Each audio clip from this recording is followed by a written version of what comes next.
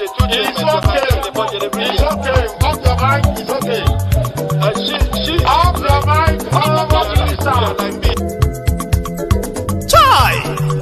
Now wow, people wey suppose talk truth to power don't off mic. And if we talk, now 500,000 they go sama us, call them hate speech. But fear not, Maiyegun don't come. Him go torchlight every corner, nooks and cranny of all these bad people where they spoil our country.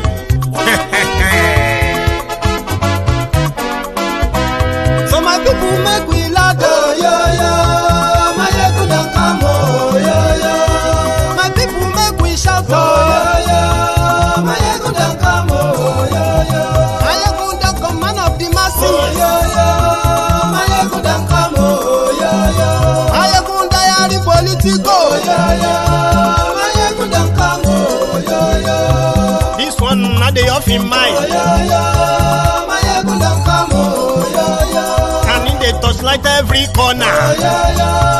Maiyegun don't come, oh, yo, yo. Okay, some people be they holla say they want the power. Chai. Them be promise us say we go get light and power. Nah. Them hustle sote they can't get the power. But now they know they do anything with the power. Every day, dollar just they get the higher power. Over naira. See them talk say make we off mind. But thank God say Maiyegun don't come. So my people make you laugh, oh, yo, yo. Maiyegun don't come, oh, yo, yo. My people make we shout, oh, yo, yo. Maiyegun don't come, oh, yo, yo. Maiyegun don't come, man of the masses, oh, yo, yo. Maiyegun don't come, oh, yo, yo. Maiyegun diary Politico, oh, yo, yo. Maiyegun don't come, oh, yo, yo. This one not they off in mind, oh, yo, yo. Maiyegun don't come, oh, yo, yo. Person where they do evil, no one make person talk. Them say that Maiyegun, that man too they talk. He too they talk. Say Maiyegun diary, he they hot like pepper. But every day, then they take money in bulk. Woman picking, they the street they hawk. Still them talk say, make we no talk. But thank God say, Maiyegun don't come. So my people make you laugh, oh, yo, yo.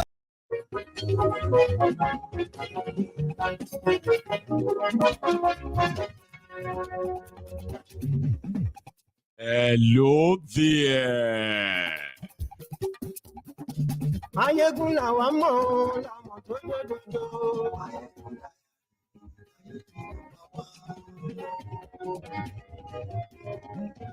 Maiyegun la wa mo, la mo to do.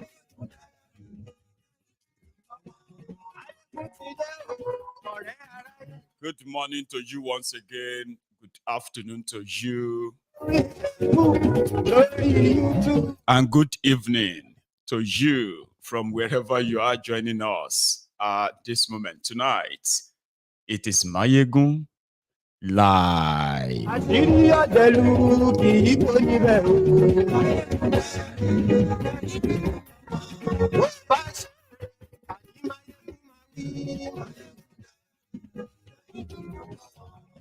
Thank you so much for joining me tonight.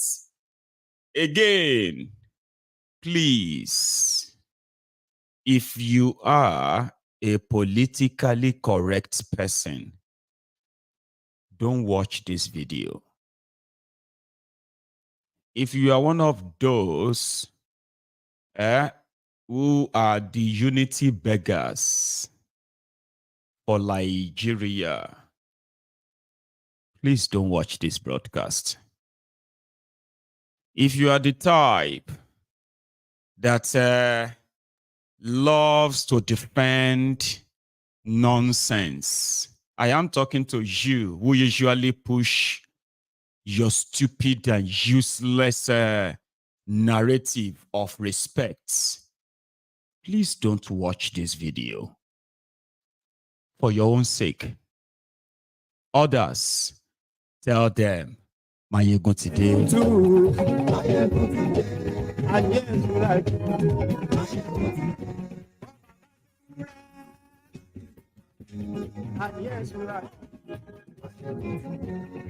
Cornfessor Wole Soyinka again. That 89-year-old senile bigot has fired another shot again. But you see, the question we should, instead of you getting angry, don't get angry. The question you should be asking is, what is wrong with these older people? And why are they against any request or demand for good governance? Why are they averse to that? That is the question we should be asking tonight, and we will.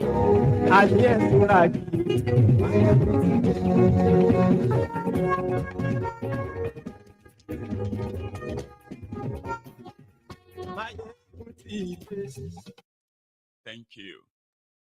Motide. So good morning to you once again. Good afternoon to you and good evening to you from wherever you are joining us tonight. It is Maiyegun live, and I do believe you have read the caption of the broadcast. The description, huh? Okay, let's start from the rider. Cornfessor Wole Soyinka has granted another interview, and rather for this bigoted old man to at least address, if he has anything to say at all, address the economic ruin, economic downturn that Thiefnubu is currently forcing on the rest of you. Well, I have noticed that he would rather spend his time to tell us why Peter Obi supporters makes him unqualified, unfit to be president of Nigeria. He won't say anything about Thiefnubu or the state of Nigeria now. No. Right? I mean, how could somebody that was a ceremoniously made Nobel laureate, when the real people, researchers, right, inventors who actually were supposed to be the Nobel laureate of that year, boycotted it, and that's how he became the Nobel laureate in drama play. But he's a friend with criminals like a Thiefnubu and their gang. Now, Soyinka is not saying Obi did anything wrong. I think it's more about you, the obedient. If you actually listen to him, and according to the senile Soyinka, he strongly believes that it is Peter Obi that is sending all of you, the obedient, to be abusing him online. He called these Nigerians who have been standing against bad leadership, bad government in Nigeria.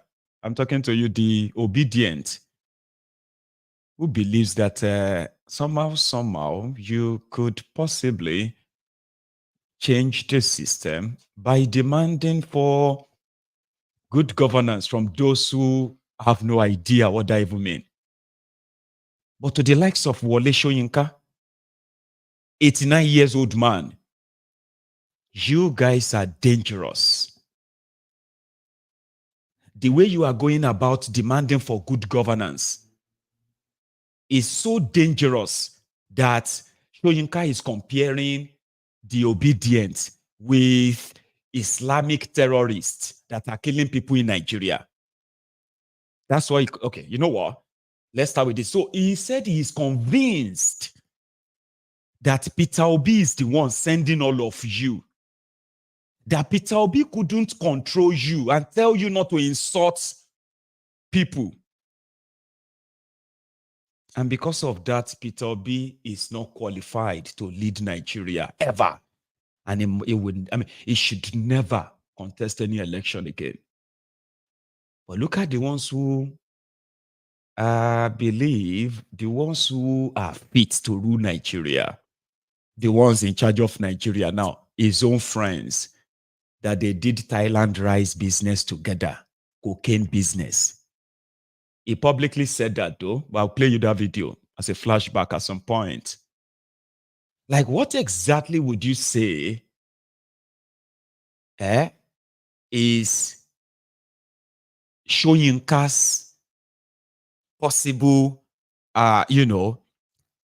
positivity that he has seen in Thiefnubu, APC, egbekegbe, as well as their thugs that are threatening people, including the Igbos.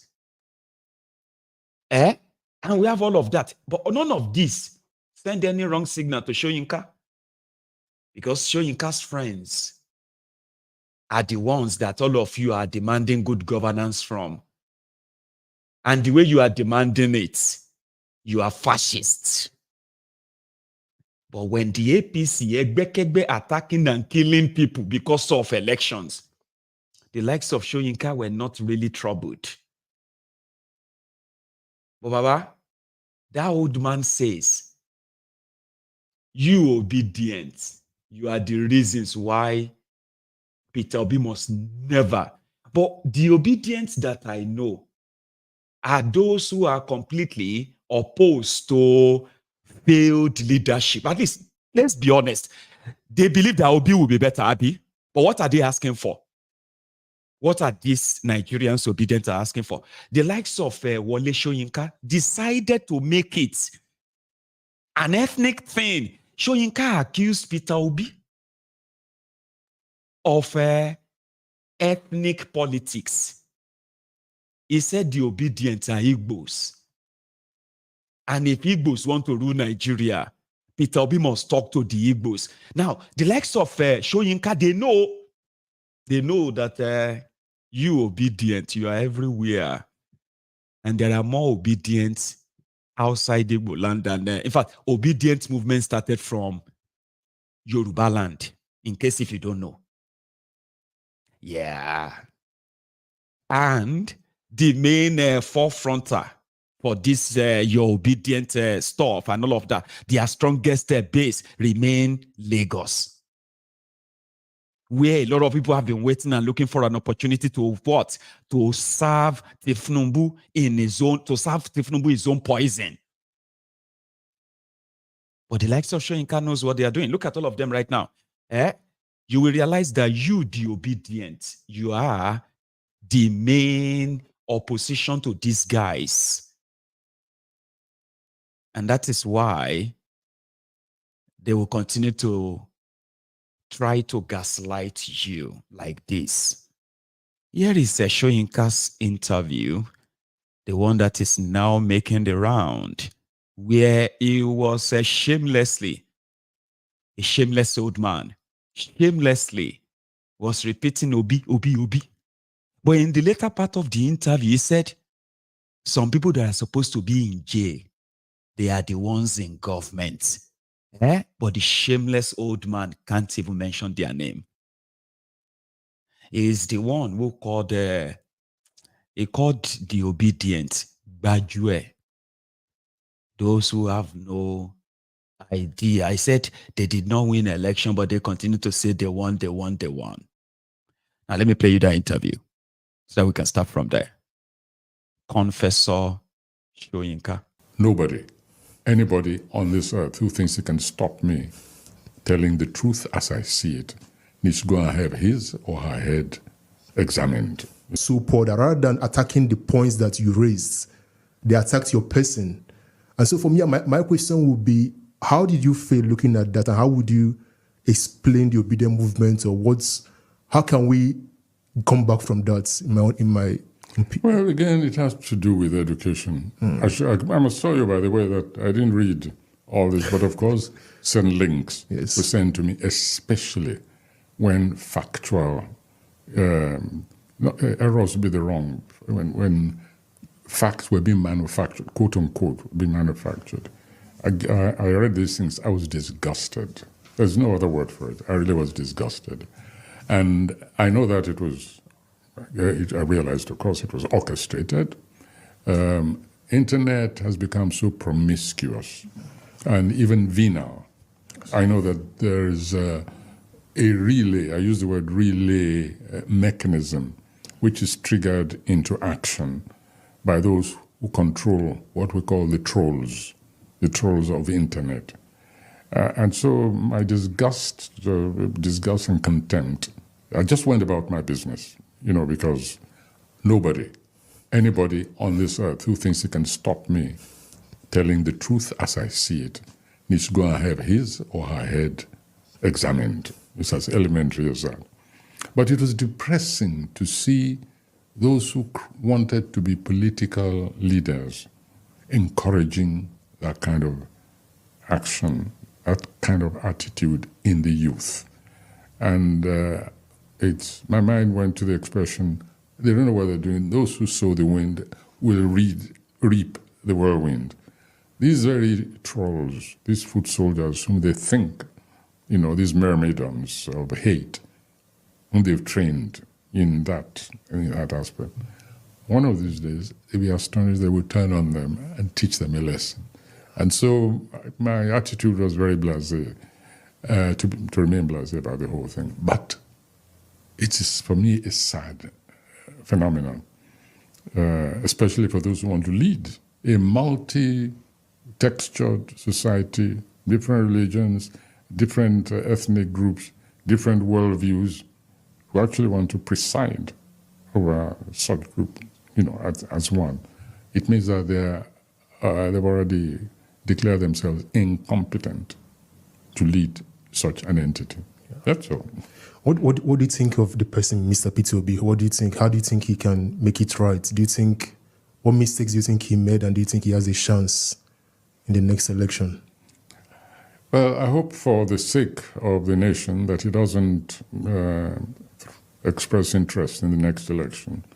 Because for me as a leader, if there was any proof that he was unfit to lead that country, it's in the conduct which he encouraged among his followers. Because I know for a fact, and I can give you an instance which proves that he was in control of those forces. Can you please, what's the instance, Prof? Well, simply because when he first came to visit me, he did come at one time. That's correct. Somebody brought him.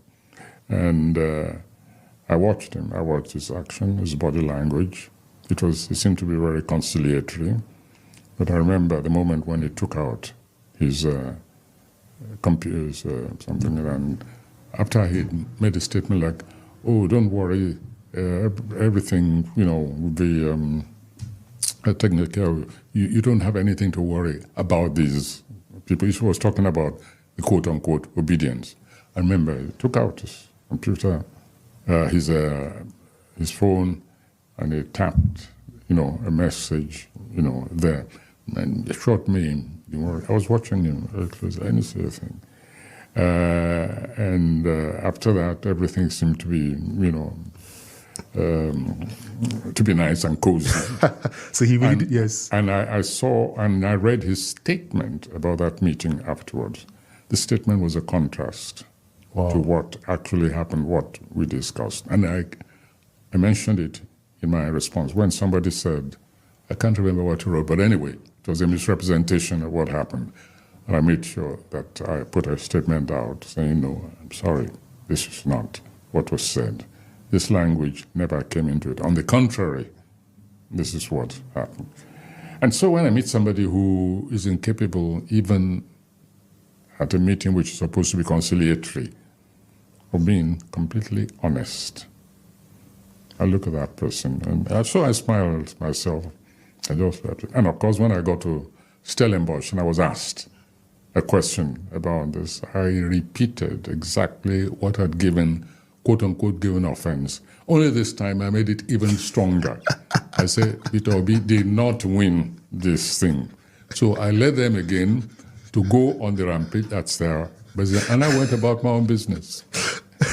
So and there were witnesses at the meeting. You don't take my word. Don't take my word for it. witnesses at the meeting. Yes. He came with 2 people, and 1 person was, and I said, ask them. The statement he put out was not a reflection of what went on at our meeting, at that meeting, which I very reluctantly considered. It was pressure for me not even to allow him into my house. I said, why not? Let him come and say what he wants to say. I want to see him face to face, study him, leave him an opening, and then act on them. So that's it. I wasn't going to go into this, but since I see that you're curious, I have to tell you. No, I'm sorry. I just find it, thank you for doing that, Prof. I just find it a bit sad because for someone of your stature, like I said earlier, you won the Nobel Prize for Literature. You're someone that's millions of... Nuisance lele. I won't be surprised if that guy who did that interview probably will go and put in and say and report my video. You know, is there to do one single job to set Wole Soyinka up. And as I was saying to my friends on TikTok, right, I said, I can't believe that they actually made our own grandparents, our parents, to see this guy and people like him as intelligent people. Now, listen, this is not even about you disagreeing with people. That's okay. You can disagree with people on principles. That's all right. But you see, when you begin to now state your position as an intelligent person, right, it won't take time before you realize that this is substanceless. Our parents, our grandparents, majority of them were illiterate. And that is why when somebody like this comes around and he started saying things that they don't understand, they will automatically classify him as an intelligent man. He's a playwright. Yeah, he's a playwright, somebody who actually, who writes make-believe stories. Do you understand? It's not intelligent. It has nothing to do with intelligence per se when it comes to public administration and the rest of that, right? So Soyinka, you understand something, that we are not our parents. And we are not the generation that is going to be speaking is meaningless, useless grammars. Just because he wanted to bamboozle them and sound like, and that idiot interviewing him, calling him like, you won a Nobel laureate. The story behind the Nobel laureate that they gave to him is like a Ashaku laureate, to even start with. Ashaku. It was never, ever going to be like, you see, when they nominate names like about 20, 30, then they shortlist them to just about 6. The real people that were supposed to actually get the nomination to become the Nobel laureate that year, in protest, because they protested that they are not going to take the award. So they boycotted it. And because the organizers didn't want to end up in shame, they remember the playwright from Nigeria, Wole Soyinka. And that Nobel laureate, the way they carried it in Nigeria, you will think Wole Soyinka just wrote a whole dictionary, invented dictionary. They did Egun, Oro Festival, Agemo Festival, Islamic prayer, church Thanksgiving, because he go collect Nobel laureate in literature. Fictional writer. But we kind of live with it. If they say it's a hero, let's stick with it. We didn't know he's actually a pal with most of the criminals that are ruining Nigeria. But yeah, the way you will know that he's not an intelligent person, so to say, he is not. Okay? And it could be senile. He's 89 years old as well. But there's something inside him. It is called bigot, or bigotry, rather. You see, he said the reason why he believes that Peter Obi cannot be trusted was because he said something. He called the obedient fascists, unprovoked though. Okay, he called them fascists. He called them different names. All right, he said they are the most dangerous people.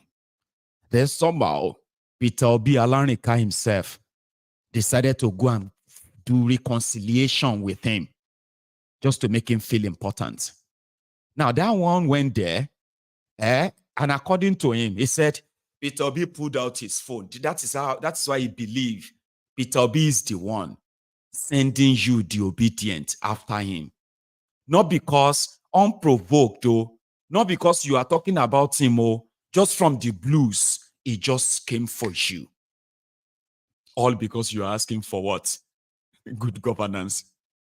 You want a working country, you want a working system, and you have these older men and women who continue, who are like somehow, they have ganged up against the younger generation. They destroyed our access to education. They destroyed our access to healthcare. They destroy access to proper infrastructures, right?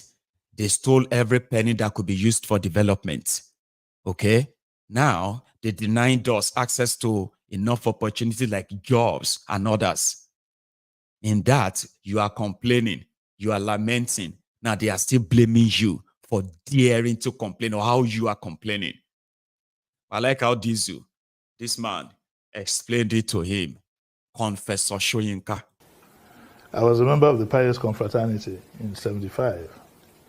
And guess what? The principle, the rudder blades that he put together at that time is what is in me. And part of it is that you say it as it is. And on deck, we'll say, is no friend, no foe. And that's why I'd like people to, what I'm going to say now, I'd like people to look at it. He won't mind. He created, is part of people like him and Fela Kuti created this man sitting in front of you. And that's what they were known for. Professor doesn't understand the social media. He's way out of his league. When I say way out of his league, I don't mean intellectually. Even I, at my age, I'll be 70 next year, you know, I struggled to keep up. So I've ignored some aspects. There is nothing called social media. The social media is not, you can't say this is the social media. It's amorphous. It's amorphous. And some of the things that he complains about are societal problems. It's the marketplace. And so if you go to the marketplace and you mingle with them, you take it, the good, the bad, and the ugly. He is complaining about the language they use in the social media. He called the first lady. It was said that he called her a sheepopotamus.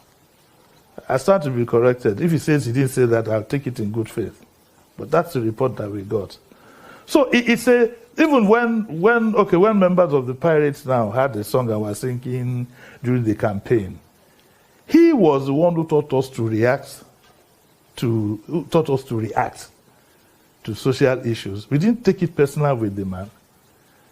But that's what we did all our life when we were in school, fighting every day. I've been in this so-called struggle for a long time. And he was our motivator. So, but I also, and respectfully, I don't mean it in any derogatory manner, that I think that it's probably gone a bit too far. It's now time to take a back seat. Because age, whether you like it or not, sometimes I'm on air. Look at now. I was trying to remember Atedo Peter Side's name. Do you understand? Sometimes I'm on air and I'm holding the table. And you know, Sheriff, my guy, I hold him by the collar and say, I make a bit of fun out of it, but it is what it is. You forget, and age has, and I think that he doesn't understand what the social media is. When he was trying to pick up a fight with the Obi, he said that they are obedience. They are not obedience. They are not. Did you ever hear that? In fact, I don't even think the obedience were even a member of any Labour Party. They were just there, you know. And in the social media, you put yourself into a group, they put this group together, they tell you, click you become a member. I mean, so I think that if he properly understood what the social media is all about, he wouldn't bother. And then those who surround him and are putting an ethnic coloration in everything, good luck to them. I'm not into all that. Because I do get the feeling that some people are saying, this is against Yoruba. It's all a whole lot of nonsense. People run for ethnic cover when their competence is tested and is in doubt. You get that? People always play the ethnic card. They run to that whenever their competence is put to question. Give me this. Here, just so you know, you have the idea of what it was like, especially for the likes of Soyinka when he parlayed with Thiefnubu, Bokwari, and even Pastor Ruga, when they were issuing threat after threat on the then president, Jonathan. One of them was, if Jonathan tried to rig the election in 2015, they would form a parallel government in Nigeria. Soyinka was with them. Yeah, he was with them. He boldly came out and he asked Jonathan to call his wife to order. I'll show you that. Pastor Ruga here warning that they will form a parallel government in Nigeria if Jonathan should rig the election. Soyinka was with them. Well, these were not fascists then. Parties saying they're going to form a parallel government. Yeah. What do you make of it? Well, that is a position. Do you see it as inciting? I don't think so. I don't think it's inciting. Why is that inciting? There's nothing that incites about that. I don't think that would necessarily lead anyone to violence or lead anyone to do anything. Forming a parallel government, that's not calling for anarchy. Not necessarily. Not necessarily. But it could be. No, not necessarily. Look at cases. Look at cases. Let's look at political history. Look at cases where persons, where the government, for instance, has decided on where the government decides that they're going to ignore the wishes of the electorate and simply override the wishes of the electorate.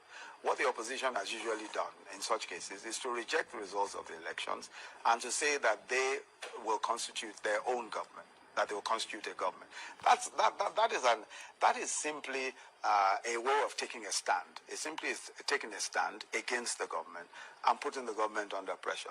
That has happened in several places in Africa, several places in the world, where people have said, on account of electoral injustice, they are going to do certain things and all of that. And if they do so, so long as they do not call anyone to violence, all they're saying is that we are also going to constitute ourselves into a government. If you fail if you are unjust or if you ignore the wishes of the electorate. Personally, I don't think that's necessarily insight. This were the way they were talking, though. That's how they were speaking, all of them back then. They would tell him, "Wala mashale, we go if you dare, if you try." That's how they were speaking to him. Nobody called them fascists, though. I'm talking about a situation whereby they were threatening the sitting president.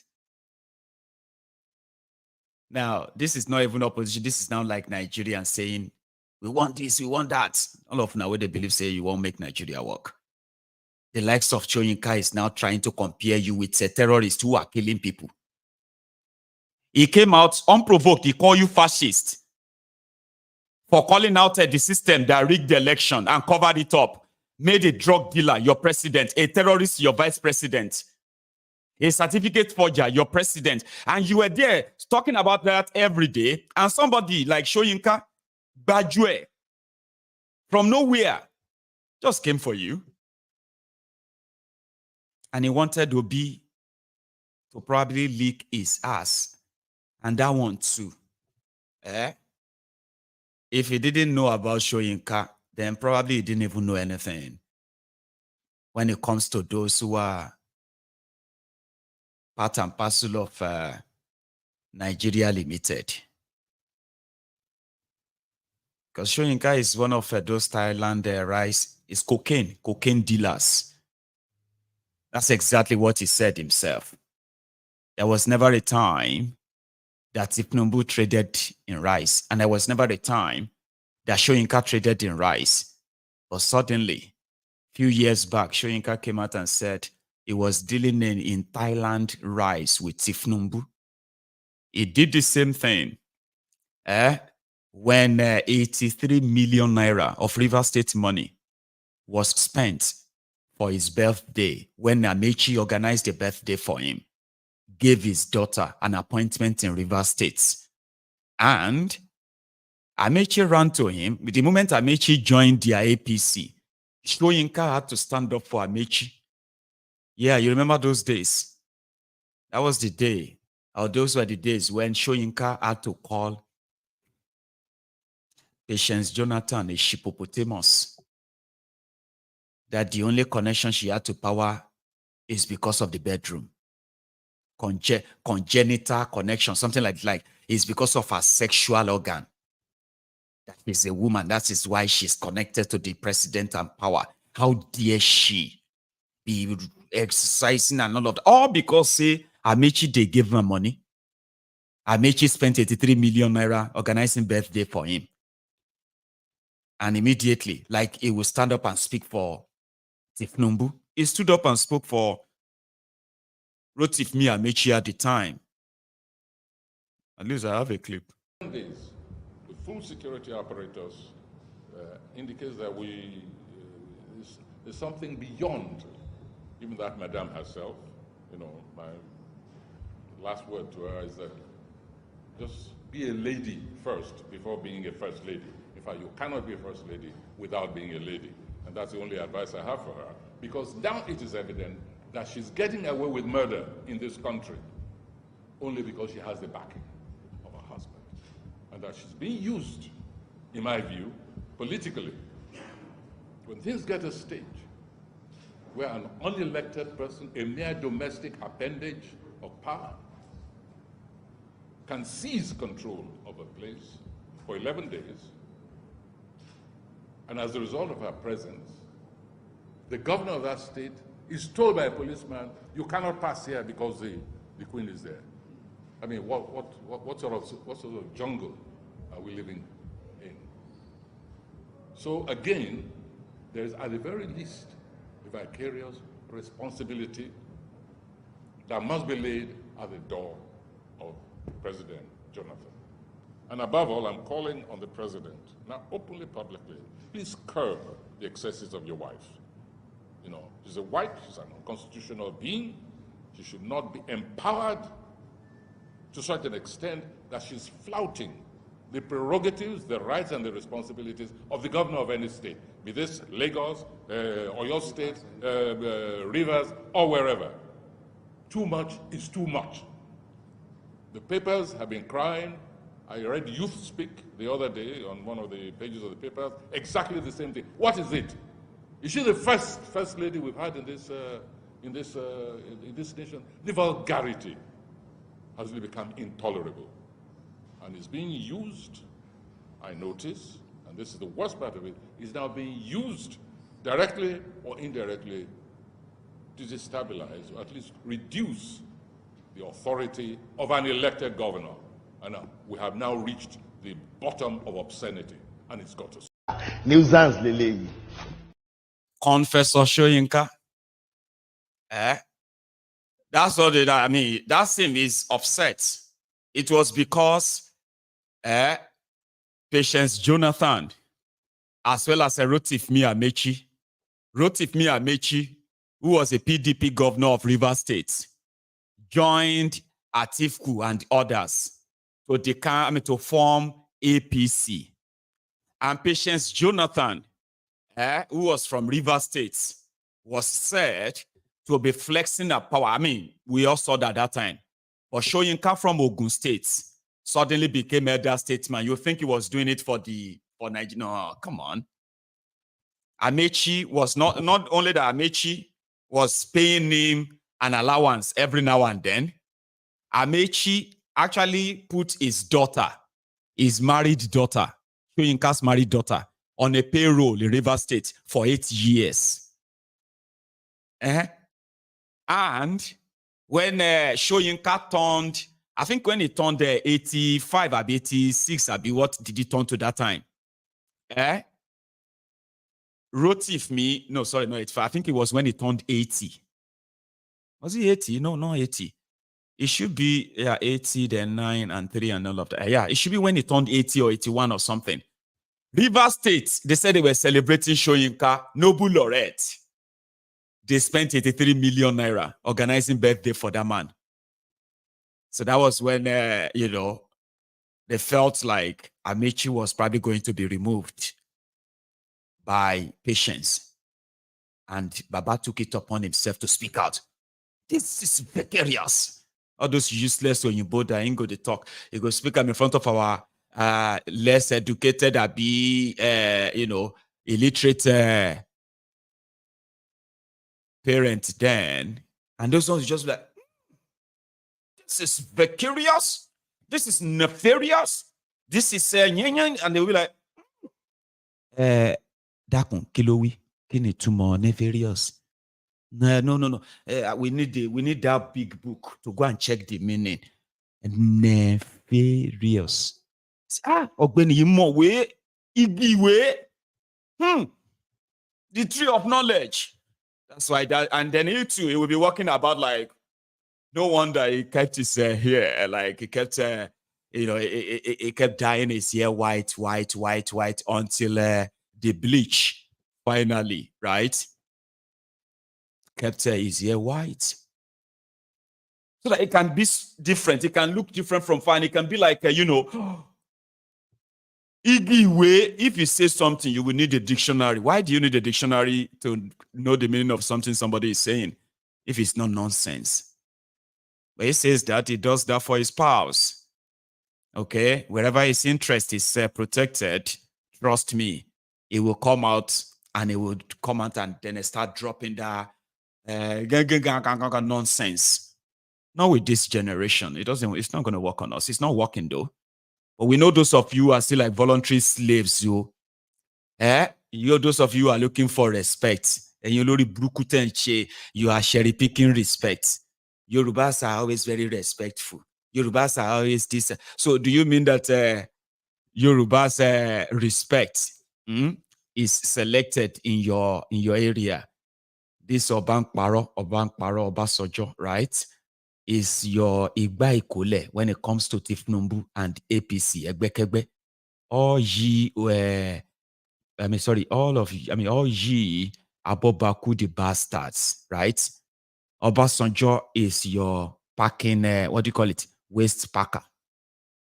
He doesn't deserve respect. In your own Yoruba respect, Yoruba culture, Obasanjo is not the type of Yoruba to be respected. Well, Peter Obi, in your own respect too, right? Peter Obi is over 60. He's old enough to be many of you's parents, but you have all the word for him. But when it comes to this wool-head, this wool-head con man, Cornfessor Soyinka, now you will remember that Yorubas have respect. One by one. Shami?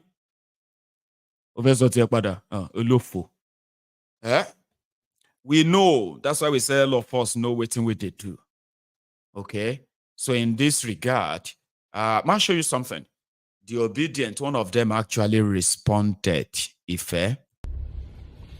Hello, my name is Ife Salako, and I'm making this video in direct response to what Professor Wole Soyinka said about His Excellency Mr. Peter Obi, hoping that he shouldn't vie for presidency come 2027. And his reason being that the Obedient lacks good conduct, that we, which I am one of them, we the Obedient, we don't conduct ourselves properly. And to start with, sir, what you said doesn't make any sense to start with, because the Obedients are not literally going to run government when Peter Obi becomes president. But let's even assume that it is about the followers, because that's what you kept on hammering on. The followers of Peter Obi, they lack good conduct, they are rude, they are fascist, whatever you want to call us, right? But the man that you are supporting, the people that are supporting him, they are killers, they are murderers, they are drug dealers. They are thugs everywhere. They are literally, they are constituting daily nuisance across the country. The person you are supporting. But you have the, you know, because apparently because you are a noble lawyer. See, Esa, Agbaman Toleni, sir. Let me speak to you in Yoruba, in the language you understand most. Agbaman Toleni, Agbatinyo Tole, Professor Wole Soyinka, and Daleru. And you should actually just, at your age, at 89, people should come to you. You should be where they come to for advice, for resolution of conflict, not the one causing conflict. Professor Wole Soyinka, you shouldn't be causing conflict in this country at your age. If let's even go by what you have caused in this country. The cultism that you started in Nigeria is still going there, causing problem. Young boys are still killing themselves. Or should we talk about when you went to use gun to waylay them at a radio station? Or because you are not satisfied with the government? And it is you now that is coming out to call some people different names. Esa, ejekagbayin tole sa, Professor Wole Soyinka sa. Ejekagbayin tole. If it's a bad Nigeria, you don't have a future in this country. You are 89. You have lived your time. The country is in disarray. Businesses are shutting down. Over 700 businesses gone. People are hungry. Inflation is over the roof. 2 days ago, the central bank still raised credit to 2 point something to 26 point something %. And all you care about, not to even talk of exchange rates, but all you care about is Peter Obi not contesting in 2027. Esa, Eyekagbayin Tole, Emma da Nigeria Jubeche Baje Ilo. Hello, see me. Thank you, brother. And that is an obedient.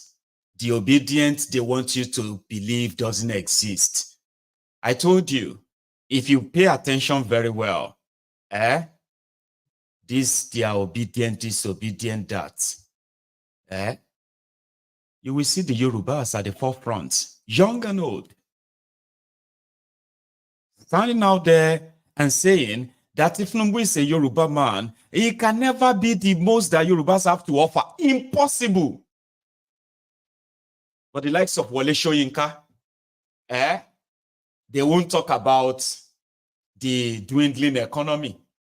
He won't come out and call on Thiefnubu and his army of thieves to do something about the insecurity. No. He would rather spend his time. Okay, but when it is time for him to sit down with the likes of Thiefnubu, then you will know about the Thailand rice business. A throwback. Look at that him. Look at him. Cornfessor. Of exiled resistance, we look for all kinds of means to raise funds, including even trying to print redeemable bonds. I think we did print redeemable bonds. We were so confident of victory that we said, look, let's print bonds and sell those bonds, and the opposition triumphs. And we designed those bonds.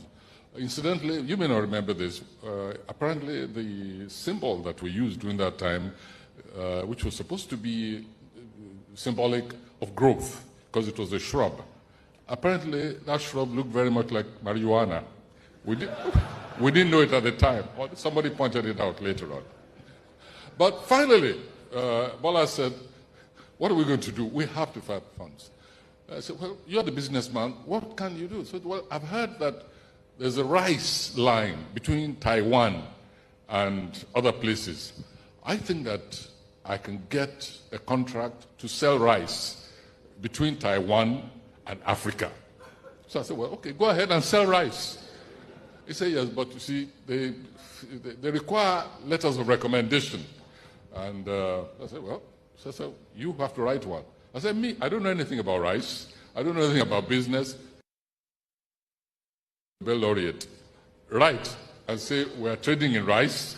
Give the letter to me. I will take it to the government of Taiwan, and they will supply the rice. I will sell. I will use the money for the revolution.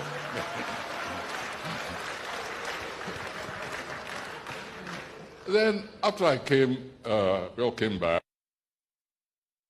My house had been more or less made inhabitable, and I took a sort of pied-à-terre, a small place in Lagos where my house was being fixed.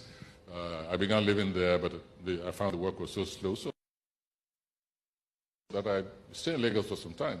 So I got this bare house, which was in fact destroyed already, and the owners wanted to get rid of the house, fortunately, reasonably cheap. And so we moved in there, in this unfurnished place, and suddenly a vehicle rolled up, and what did it contain? In fact, I thought it contained rice, leftover rice from Taiwan, but it was pots and pans. I mean, what more essential thing do you require if you're moving into an unfurnished building? You need to cook. His wife, Remi, sitting there, had thought about these details and sent pots and pans and fridge or whatever to the house to enable myself and my family to survive until my house was repaired in Ogun State. And there are a few other things, but I won't tell them here. I was delighted that the younger generation of exile. Cocaine in Lanta. There's nothing like Thailand rice. Cocaine in it, then be drug dealers. He's a Nobel laureate. They asked him to write a letter to Taiwan government that they want Taiwan to be supplying them rice. Cocaine in it. That is why he will never, by any means, see anything good about Peter Obi. You have no idea. That's his own compromise, so to say. But here is how the guys in Arise News, this is how they kind of reacted to the old stuff. I want to share that with you. Here. Nobel laureate Wole Soyinka has yet again questioned the leadership potential of Labour Party presidential candidate Peter Obi, stating in a recent interview that he's unfit to govern Nigeria. Soyinka cited the conduct of his supporters, known as the Obidients, during the 2023 election campaign as a disqualifying factor. Let's take a look. I hope for the sake of the nation that he doesn't express interest in the next election. Because for me as a leader, if there was any proof that he was unfit to lead that country, it's in the conduct which he encouraged among his followers. I know for a fact, and I can give you an instance which proves that he was in control of those forces. Simply because when he first came to visit me, I remember the moment when he took out his computers, something, and after he made a statement like, "Oh, don't worry, everything, will be taken care of. You don't have anything to worry about these people." He was talking about the quote-unquote obedience. I remember he took out his computer, his phone, and he tapped, a message, there. And he shot me. I was watching him very closely. I didn't see a thing. And after that, everything seemed to be, to be nice and cozy. All right. Professor Wole Soyinka, Nobel laureate. The last time he called Peter Obi Bajue. Remember that? Well, all right, Reactions will definitely trail this. Let us take this tweet from Distinguished, who wrote, "This was Soyinka in 2024. After almost 8 months of Thiefnubu, I don't criticize heads of state till after a year. So he went to Aso Rock to give Tinubu 7 points agenda. But he can criticize Peter Obi, who isn't in Aso Rock. These are the elders we should respect. Daniel Rega wrote, Wole Soyinka is entitled to his opinion about Peter Obi and the Labour Party. But I'm yet to see him criticize the present government or those currently in power, which speaks volumes for someone who's highly respected. His bias is glaring for all to see.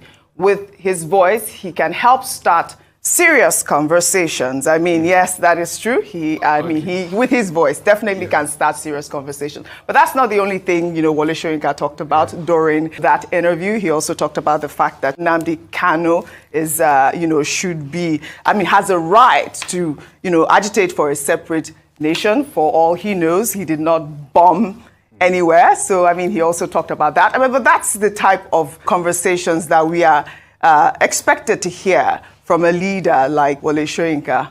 One thing has to be said. I would like to ask Professor Wole Soyinka and other people, what is this thing about Obi? That means there's something, a goal you people see in this Obi. Because this man did not win elections. And after not winning elections, he's gone about conducting himself, doing his charity, but he's still the main point of conversation. Mm-hmm. So, kini gan pa Obi? What does that mean? Kini ni pato ni pa Obi? Because this man, he came to visit you. Afterwards, we all know how the visit went into a big hulabaloo. I don't want to talk more about that visit because I was very privy to a lot of things that happened in that visit, and I don't want to talk, for the sake of privacy. But afterwards, he went that way, and you keep indicting him as regards to the conduct of obedience, which are young people that have a right to react. What about the people that, did ethnic strife? What about the people that carried Oro in elections in Lagos? Professor Wole Soyinka has not said anything about that. What about people that were beaten? Professor Wole Soyinka has not said anything about. What about people in Ikota that were beaten? All of a sudden, Oro came out because of election. He's not said anything about that.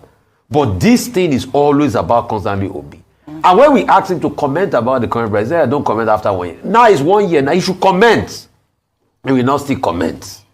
So what is this thing really? Kini oro Obi yi ni pato? I'm asking, the same man you went a couple of months, you went to call them Bajue and all sorts of stuff. Yeah. And you think people will not, and when they react to him now, you call them fascists and things like that. And this was an election that you only had one side of the story, you were not full privy to. Yes, but and there are many things that you should know because Professor Wole is 90 already. Yeah. But we will not stop respecting him for the role he plays. I dove my heart for him because when it was time to stand tall, he stood tall in this country, and I say we have a lot of respect for him, but there are some things we say that we disagree. Yeah. We can respect you and disagree with you. Yes. So I disagree with him on this. Yes, I actually, liked those tweets because, May 29, President Bola Ahmed Tinubu, 1 year in office. I'd love to hear from him as well regarding, we can't wait. May 29th is coming. We hope that he says something about this current administration because it would definitely speak volumes, especially given the fact that he's constantly criticizing the strong opposition. I'm one to lean towards revising what did Peter Obi do? Because remember, he didn't even come second according to INEC. Yeah. He came third. So what you do about the fact that but let me say that Professor Wole Soyinka is a well-respected elder statesman. His contributions to Nigeria, not just locally, internationally, putting Nigeria on the global map with his writings and other things, is one to be certainly celebrated. However, I think in fairness, in him being fair as an elder statesman, it would be good for him to speak in a way that is objective and across board. Professor Wole Soyinka is from Ogun State, the southwest part of Nigeria. And this is the southwest part of Nigeria, particularly in Lagos State, where we saw an election that was driven largely by, to a very large extent, let me not say largely, but significantly by ethnic slurs and ethnic divisions. And I didn't see him come out to condemn those things in very strong terms, because he ought to be proud of his own heritage, being a Yoruba man himself, and to say, no, we're not going to stand for that. Nigeria cannot survive being divided. Oji, we saw on TV where someone came and talked about Yachukudi. and talked about the fact that, oh, they were going to, if people were told not to come and vote if they looked a certain type of way, I would have expected him to also use the same energy to speak about that. We see vitriol online, not just from the Obidients he talks about, but also people who come out to say that, even people in government. Just check on YouTube. They called me Omuale Yoba. Just check on YouTube, the comments. It is saddening to see that we've descended to such a level in Nigeria where the only thing we can use as an attack is the way you come from, where you are, your heritage, and that's why we talk about this whole unity in diversity. So I would expect that he should be promoting the unity of the Nigerian people, and that's why I'm glad that he spoke about the Nnamdi Kanu issue. I thought that brought some balance to that. So the Obidients, let me not lie, this Obidient movement, even though it's couched under the name, calling for Mr. Peter Obi, are young Nigerians who are tired of the way Nigeria is. And so they've come out very strongly to speak against it. And to be honest, for a number of them, they saw something different in Mr. Peter Obi, a new hope, a deviation from the normal. And that's why a lot of people were willing and able to stake their lives, in quote, to support him. So it's not because he forced people or he's acting. In fact, if I would say anything, Mr. Peter Obi has conducted himself very well in the course of this and condemned actions in certain times when it came down to it. So I do believe that he should be fair and should be more intense. No, Soyinka is it's agba oshi, agba radarada. Àwọn agba in Yoruba we call them àwọn agba tí ò tó lé. These are the agbalagbas that they will destroy their graves before they finally die, and shamelessly will be dumped in those graves. That's why people like him, they are dishonest, very, very dishonest, and very stubborn too. When you get to that age, you tend to become very stubborn. So that is why we will continue to remind them that, listen, you've had your shot, and this is our time. And people like you will never gaslight us with your useless respect the elders that are working to destroy us, destroy our future. They do not deserve anybody's respect. This is what Obasanjo just said about him. Cornfessor. Wole Soyinka and I have been having a running battle.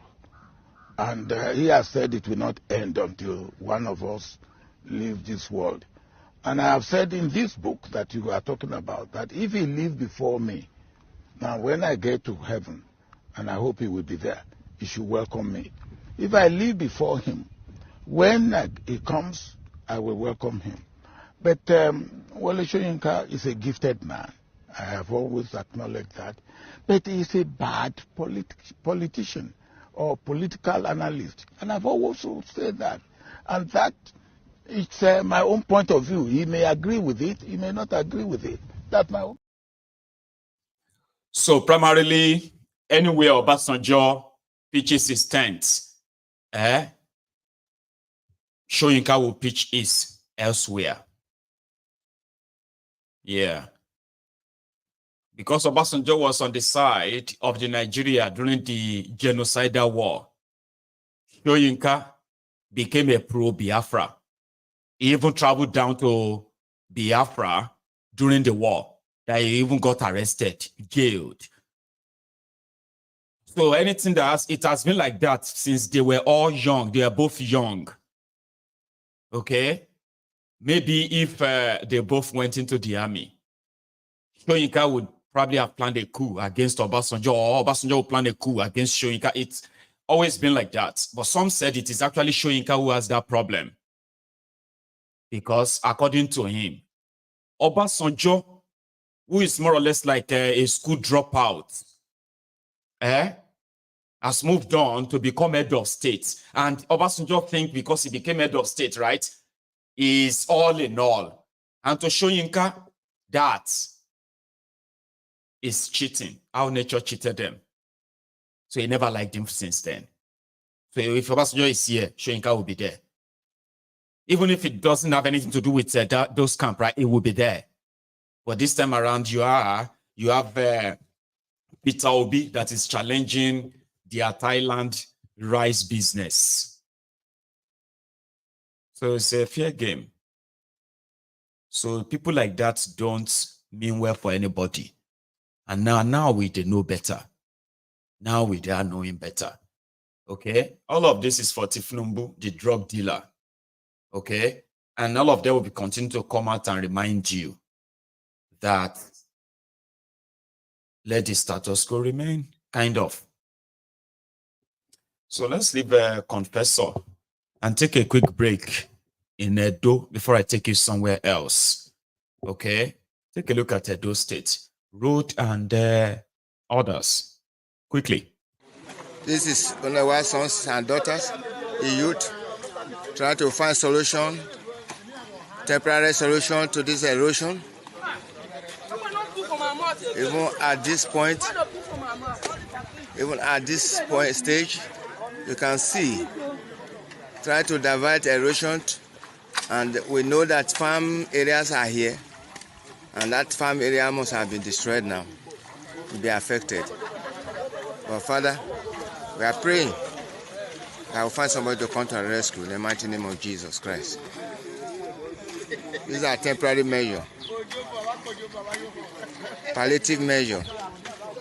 Try to rescue the people of this community from this unnecessary and necessary flood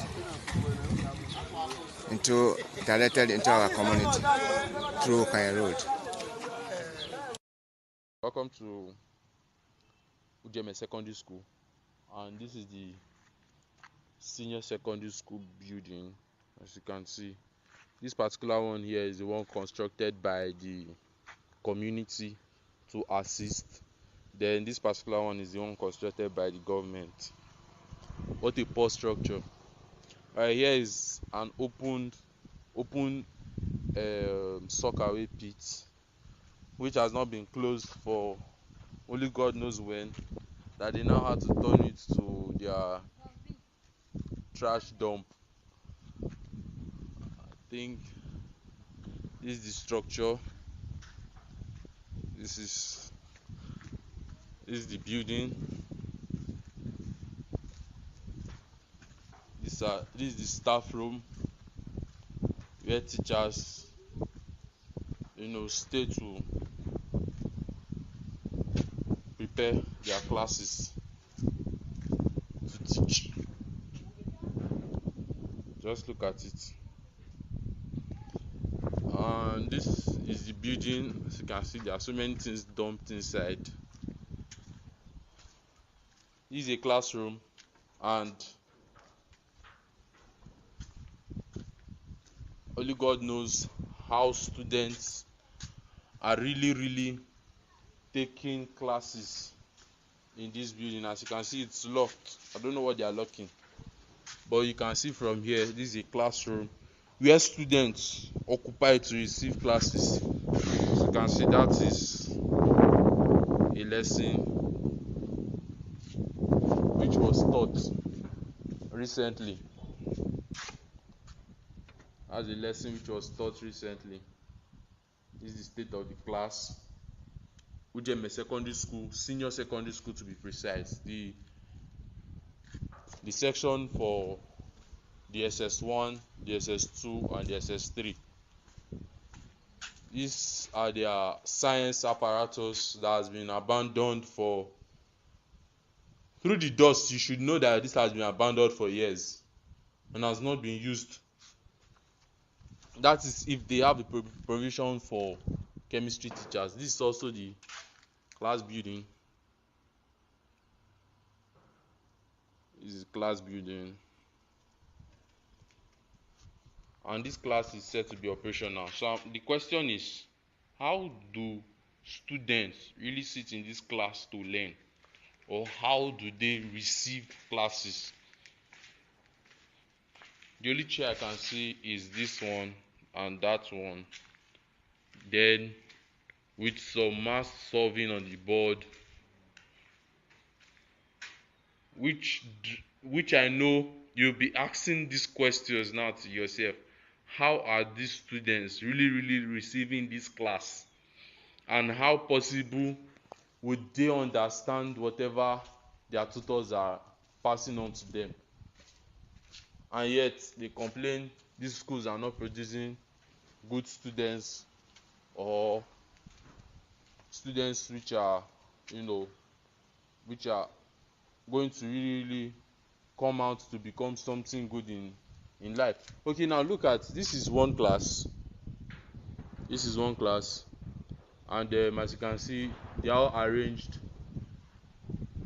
They are arranged for a supposed exam.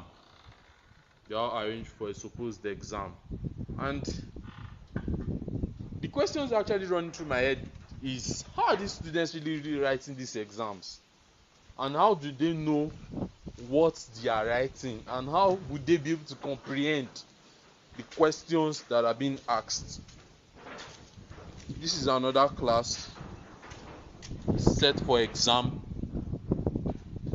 This is another class again set for exam, with the roofing leaks, ceiling, roofing sheets that are leaking, floor unkept, building unkept. So looking at it, it's very, very, very, very sad and disheartening that these students have to go through this painful, rigorous process to just learn. Whereas, even by the constitution, education is a basic responsibility of the government to pass to the people, irrespective of their gender, irrespective of their personality, irrespective of their status. Education is a basic responsibility of the government, and you can see from my own view, you could see. Yeah. Sorry for putting you through that trauma or activating your PTSD, because some of us actually went through schools in buildings like that. I'm not saying all of us. At least I grew up seeing such buildings in my primary, secondary schools. Not that there were no other good buildings, but we're just there. So somehow, some of you watching me right now, right there in your living room, you probably will remember how it was in your own Labule Community Grammar School. So that I left secondary school in 2001. So that's pretty much like 23 to 24 years, well, 23 years ago. And in 2024, there are children still subjected to that kind of learning. And they are supposed to be the leaders of tomorrow. All of us were then raised 24 years ago through such system. Are we leaders of today? Because they told us that we are leaders of tomorrow. Now, majority of us now, Omolanke, or be waited to call Keke Marua, and they ride about now. Graduate where they ride their Okada, ride Keke Marua, and they were supposed to be the leaders of tomorrow. 24 years ago, that's what they were telling us. You are the leaders of tomorrow. You are the leaders of tomorrow. Actually, they were lying to us. Can you produce any good leaders of tomorrow? Okay, now see all the leaders of tomorrow too, who are now your governors, your senators. They are product of some of these places. Because the future of Nigeria, I hope you understand what that means. So before you begin to tell yourself that, anyway, here is one of the senators that represents Bokwari's state in Katsina. He's saying something about this new move of reverting back to your old national anthem. In his words, I don't know how this national anthem even affect the well-being of the common man in Nigeria. Let's be realistic. How this one will support the government to stop either hunger, banditry, or improve insecurity. To us, let's do what is beneficial to the common man, and this honorable chamber is the only, for now, standing on a formidable force, a point for the common man of Nigeria. So Nigerians are looking up to us. I concur with the minority leader. Let's look up something that will bring a development in the eyes of the international community to Nigeria. People are discussing nanotechnology, Internet of Things. We are still discussing national anthem. There was a saying that says countries that relies on prayers and other things will always depend on the countries that do think. Please, let's think something that will bring progress, prosperity, stability to the economy of this nation and to improve the lives of common man in Nigeria. All right. Thank you. But they have passed it anyway, so you are going to start singing Nigeria, we in our motherland, tribe and brotherhood, and come together. I don't know, and I would never learn it. I would never sing it, though. You know, even the one they forced me to sing from primary school since Jelly Osimi. Arise, O God, passion, gechi, Nigeria kolobe. No, Nigeria's kolobe. I pledge to Nigeria, your country, to be faithful, loyal, and honest, to deserve whatever. I'm so happy to have forgotten them. You have no idea. I am not somebody, see, I am someone who doesn't forget things easily. But if I choose to forget something or forget someone, oh my God, it feels so good. If they have things I really want to forget, I've always wanted to forget that nonsense, and I'm happy that I have forgotten it. So I love it when I'm struggling to try to sing it. Arise, oh God, passion, gechi, Nigeria kolobe, to zafa fadala, to zafa something. Oh my God, you have no idea how relieved that is. I'm not going to sing that nonsense. And my children, too, will never sing it. Now they are reverting you back to Nigeria, we did, because we serve our motherland. A tribe and tongue may differ. And, I don't know. Anyway, let's go to something else. You see, a quick one though. I should have added that to that of Cornfessor's story. Now listen, they were doing something and they called it 1 year, 1 year of Thiefnubu. So they want to now tell you what Thiefnubu has done for you. Okay? It's like people working for Thiefnubu are not working well, telling you what Thiefnubu has done. And that is why a lot of you don't know that Thiefnubu has done so much. You may think the obedient, or let me say, Cornfessor Agbado, somebody said Agbado Wole Soyinka. Wole Soyinka, right? Cornfessor is not the only person who is having a stroke of the brain, like having strokes in his brain because of the obedience. You see all the Agbadorians, the bastards, the Agbadomite. One of them, Okoye, another willing unboot slave from Igbo land. Another pick me. See, Ashiwaju, see, I'm Igbo, I'm not like others, I love you. Ashiwaju, I love you. I see me, I'm Igbo, I'm not like others who don't love you. As if to say, not associating with a criminal and not letting your belly controls what you do is considered to be hate. So another willing slave in Igbo land was there where they were supposed to be telling people what they have done. And he was there complaining about the obedient. The obedient are bullying us. We need you to give us money. We need you to empower us, especially us online. These obedient are intimidating us. Listen to Okoye. It will be voluntary slave. Please, I am Akweke Francis Okoye. I am coming from the social media platform where I control so many people. Your Excellency, yes, it's not only conventional media that should be talking. Those of us on the street should equally talk, isn't it? You are right. Yes, so I'm speaking from the social media platform.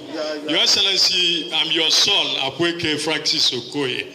Please, I want to report here that this administration has done so much in the last 1 year. But most of the achievement of this administration has been underreported. I am urging the Ministry of Information, the Secretary to the Government of the Federation, and all other parastatals, agencies of government who are saddled with the responsibility of telling Nigerians what the Bola Ahmed Tinubu administration has achieved to increase their tempo. Those of them in the street are being intimidated by the propaganda from the Obedient platform, from the Atiku and PDP platform. I'm telling you the truth. Thank you. Please. So we need to increase the tempo on what the Asiwaju administration has achieved. Francis Okoye was there. They are the political jobbers on social media that are fighting you, okay? Because they are waiting for their own payday. Imagine the government of liars talking about propaganda against them. Do you need to pay people to tell Nigerians what the government is doing? Thiefnubu appointed ministers, appointed minister for information, that minister of information in his own office. He has retinue of staff who are there paid to tell you what the government is doing. Now, they couldn't tell you anything because they are not doing anything that is actually for you. They have nothing to. So some of these social media sellers, they then what? They turn into making up lies, or the WhatsApp group where they will tell them, see, there's nothing to tell Nigerians today, okay? What we are going to do today now is that all of you should go and post it on social media, okay? And say, man, this Peter Obi is such a liar. This Peter Obi can never be president. All of you should go and post it now so that the obedient will respond, okay? So then we'll push it on like that's the agenda for today. And then immediately they will just go on social media. You are, you are buying a liter of petroleum for over 700 naira. The cost of your food is at the roof. But guess what? You will see those who are Thiefnubu's supposed trolls, social media trolls. They will just, it will be like in a marching order. You wake up in the morning, everywhere. Obi is a liar. Why is Obi a liar, self? Man, I don't even understand why this Obi is a liar. Then another person will just come. They will just come and say, oh, my brother, I'm tired, though. I'm tired. I've never seen this person that is lying like this. So, which kind of thing be this? Can you even imagine? This? Thank God that this man is not our president. Thank God that this man did not win. Oh my God, man, disobedient are so daft. Why are they listening to this guy? Some of you don't know that they are WhatsApp messages. This is what this Okoye Francis is asking the information minister to give them something. Give us something. Let us go and tackle these people too. We are doing a great job. Oh. We are the ones that are tackling the obedient who are trying to expose you. Oh. You need to give us money. So some of you should just ask yourself, you are facing so much wahala in Nigeria. But when you look at all the Thiefnubu supporters, they will just wake up one morning. Every day like that, oh, the next thing. Man, do you know that Peter Obi did not build any school in Anambra? I say, my brother, thank you, Jare. I didn't know that, oh. They will just start that. And that's what you will do throughout the whole day. While everybody is trying to get their fuel. While a lot of them are dropping out of school because they can't pay school fees. Why some of them are even dying slowly because of hunger. But Francis Okoye and co, they will rather get paid so that they can troll Obi Monday to Friday. Sorry, Monday to Sunday. So that you, obedient, you have enough energy to be tackling them. Some of you don't know that that's the agenda. And that is how they want to tell you what Thiefnubu is doing. When they tell you, do you know what Thiefnubu has done? Yeah, give us waiting. Go and ask your father, what has Obi done? You go see someone, they will come, you say, Man, President Thiefnubu asks, Kiniko, say, yeah, give us the link. You show us the proof. Then the next thing is going to be like, go and ask your father. How about Obi? How many did Obi do? How many people did Obi? Why can't Obi? And that's why you see them when Thiefnubu gave 90 billion to people to go to Mecca. While the rest of you are kind of condemning it. What the hell? What the hell? How can they give them 90 billion? These Agbadorians, these crumb eaters, ass lickers, crumb chasers, all risers, they just went into their WhatsApp group. They say, you know what we're going to say is that they're no born to be well. Being condemn them. Yeah, let us go and push that. Let us go and say, if they're born to be well, let him condemn it. Some of you have no idea what this is for some of these lunatics. It is mostly for what they can feed on.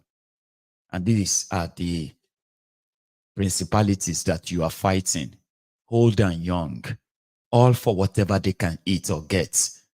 And they will come for you and call you the enemy. Imagine people telling you that they dodge a bullet with Obi, with what they are going through in Nigeria right now.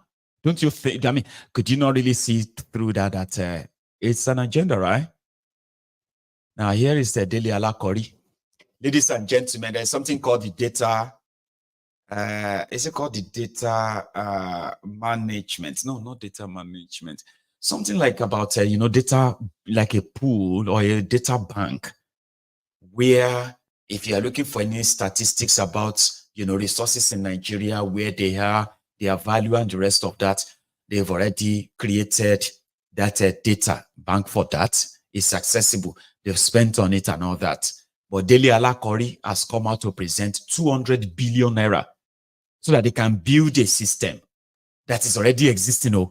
They need 200 billion to build a data system for investors who want to invest in Nigeria so that they can know where to invest in Nigeria. Listen to this. 7-point agenda included the need to gather big data, which would cost about 200 billion naira. And also, the agenda included attracting foreign mining firms into Nigeria. He didn't mention any of them. I did mention that one of the critical items of my 7-point agenda is big data gathering. And I gave the reasons that if you are serious about attracting investment into the sector, into the solid mineral sector, you must have efficient data, because it's the efficient data that investors will use to make an informed investment decision. And like you've rightly pointed out, it's very expensive business. Generating data is not just generating any data. Your data must be accurate. It must also be certified by international data certification agencies so that your data would have international recognition. And it is only when that is done that investors all over the world will not think twice before coming into your environment to invest. And yes, you said it's very expensive. I agree with you, it's a very expensive thing. In actual fact, in the year 2024 budget proposal that we submitted, we put about 200 billion. We asked for 200 billion for exploration. And that is data gathering. It is curious, though, hearing the minister talk about the need for 200 billion naira to gather big data on mining. Global consulting firm KPMG released a mining sector watch report on Nigeria in May of 2023. Here's an excerpt. FG, which is federal government, launches the National Geodata Center. In fulfillment of the FG's promise made in 2021, the Minister of Mines and Steel Development recently unveiled the National Geodata Center, located at the Nigerian Geological Survey Agency with an arm at the National Steel Raw Material Exploration Agency. The electronic data facility is expected to enhance the ease of online access to appropriate, reliable, and up-to-date geological reports and data about mineral reserves and/or deposits in the country. The facility, which can be viewed as an electronic geodata bank, is aimed at boosting investment decisions, research, and the overall ease of doing mining business in the country. KPMG said further that the initiative is highly laudable given that reliable geological data is the foundation of any mining investment. They commended the ministry on achieving this feat. The NGC will no doubt increase the attractiveness of the sector to both foreign and local investors and act as a driver for economic diversification and assist in creating a globally competitive sector. This is the Nigerian Geological Survey Agency homepage, which shows existing research reports that they've already released. There's also a solid minerals development fund set up to invest in the sector. We can imagine that you're not going to invest unless you already have data. In fact, the Solid Minerals Development Fund and the Africa Finance Corporation, on the sidelines of the Nigerian Mining Week in Abuja in October of 2023, forged a strategic partnership to de-risk Nigeria's mining industry. Data, of course, is part of that arrangement. Finally, was the minister. Did you get that? And still, Dele Alakori and Thiefnubu, they will steal 200 billion for what has already been created, supposedly already existing. Yeah, job for the boys. Huh? Okay. Let me go to another one. Because sometimes when I do my when I think about the whole thing, right? Sometimes I feel like I just want to just give up. You know that point where you just like, man, Nigeria only should help. Nobody can help us save that place. No. Anyway, let's move on. Okay.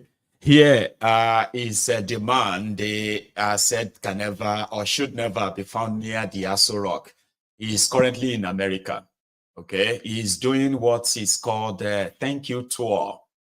Yeah, Peter Obi in the US. He's there since last night.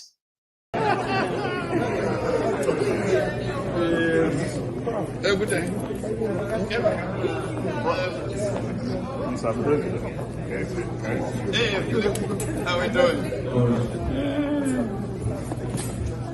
At this point, ladies and gentlemen,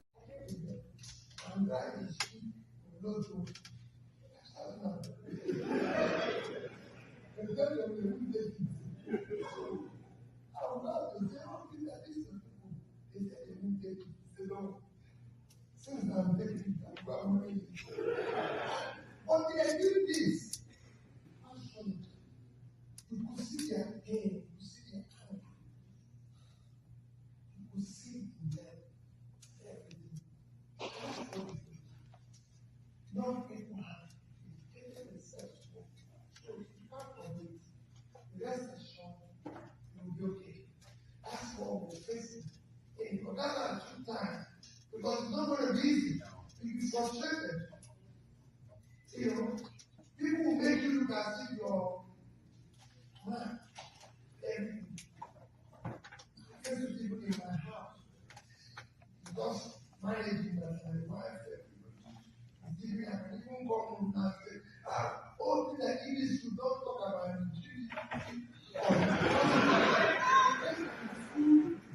Because of the food, don't look at the life of the food, don't keep it, don't everywhere you because you know that maybe so I don't want to eat out because you say now that we don't actually the time of the day. Because when you go to the villages and see what people. Sorry about that. The audio is a little bit off. I don't want to just keep you seated there, like just managing it, like trying to understand what he's saying. You could hear him when you turn your TV up. All right, but I'll look for something better next time. Okay, I can show you this. Remember that just about 2 days ago, Seyi Makinde, so yeah, that's a Seyi Makinde, the Solo Makinde of Oyo, or Solo Makinde Agodi. That's Seyi Makinde, though, right? His daughter graduated from Yale University, and he uploaded the video, the picture, on his social media handles. And since now everybody don't call for that Nigerian, everybody they mad right now. You have some explanation to make. if you are not really mad right now in Nigeria, right? So they showed him, you this man, your daughter is this, your daughter is going to Yale, you're going to cook it as usual, sha. So now so Allah you can't respond though. Hey, listen, he has this to say to those who are trolling him compared to Thiefnubu. Well, a lot of people would like to shade me for this, but I watched the 19-year-old Coco Gauff make history last weekend at the US Open. So what stopped Oyo State from producing our own Coco Gauff?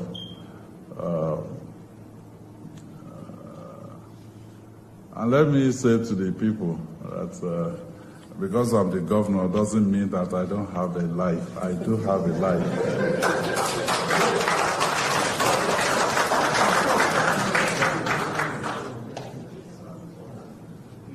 And I've been watching US Open almost as a family tradition from 2011, 2012. That was almost 8 years before I came into this office. And of course, I do read social media as well. Somebody said, so what did I read comments, that people put in there. Somebody said, so what news did I try to pass to people by posting on my social media handle that I watched the US Open? Well, my social media handle is not CNN or channels TV. It's social media, so it is mine. I can post whatever I like in there. And people can post whatever they like on their own social media handle as well. If you're looking for news, go to CNN.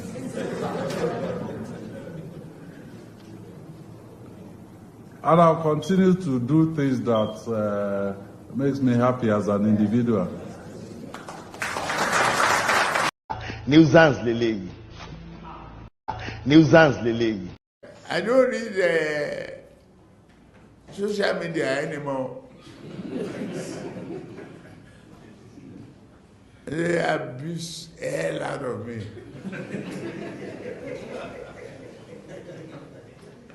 If I read it, I get high blood pressure. I get angry. I don't read it. So, if I want to hear anything, my children or any of my workers will tell me, this one say this one. If I'm tired, I say, please, forget it.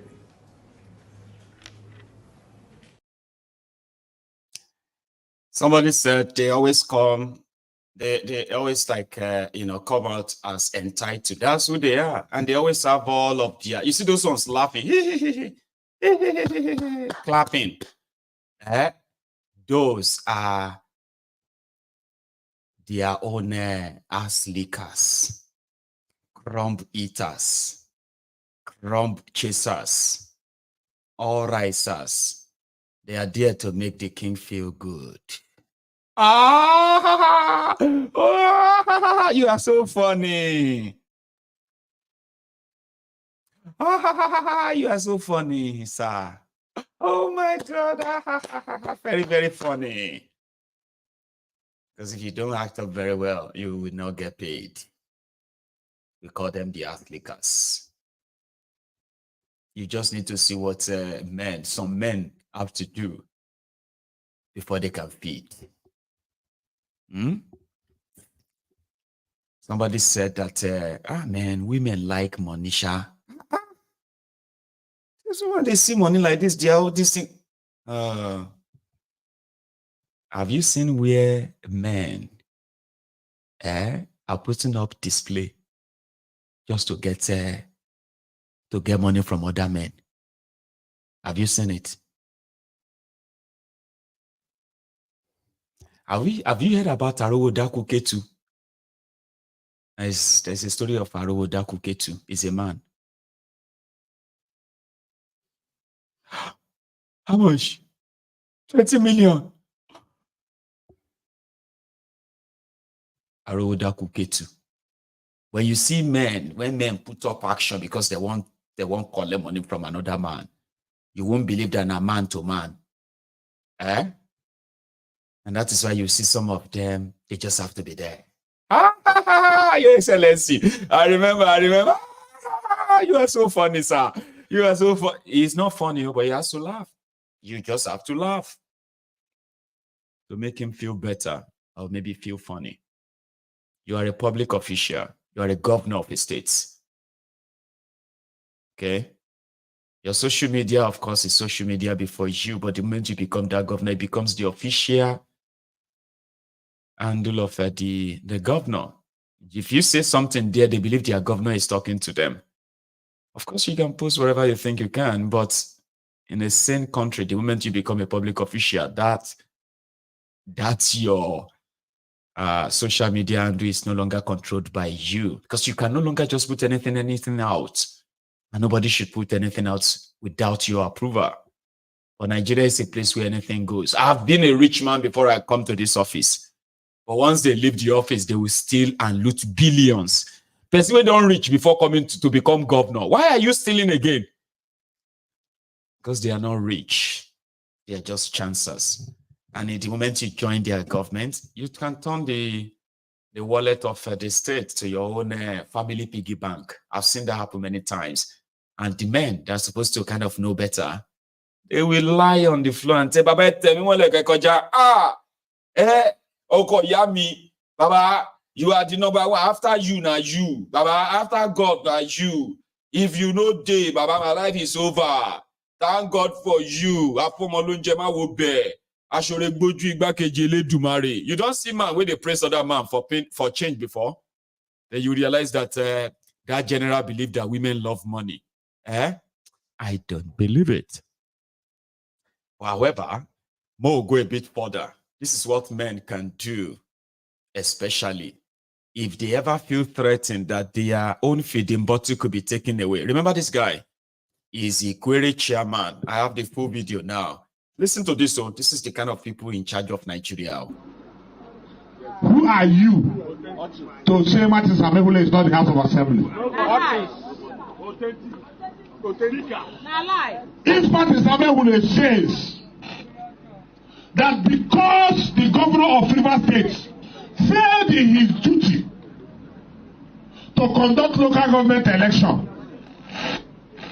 and that I, Dr. Wanosike Samuel Osoruchi, whose tenure by the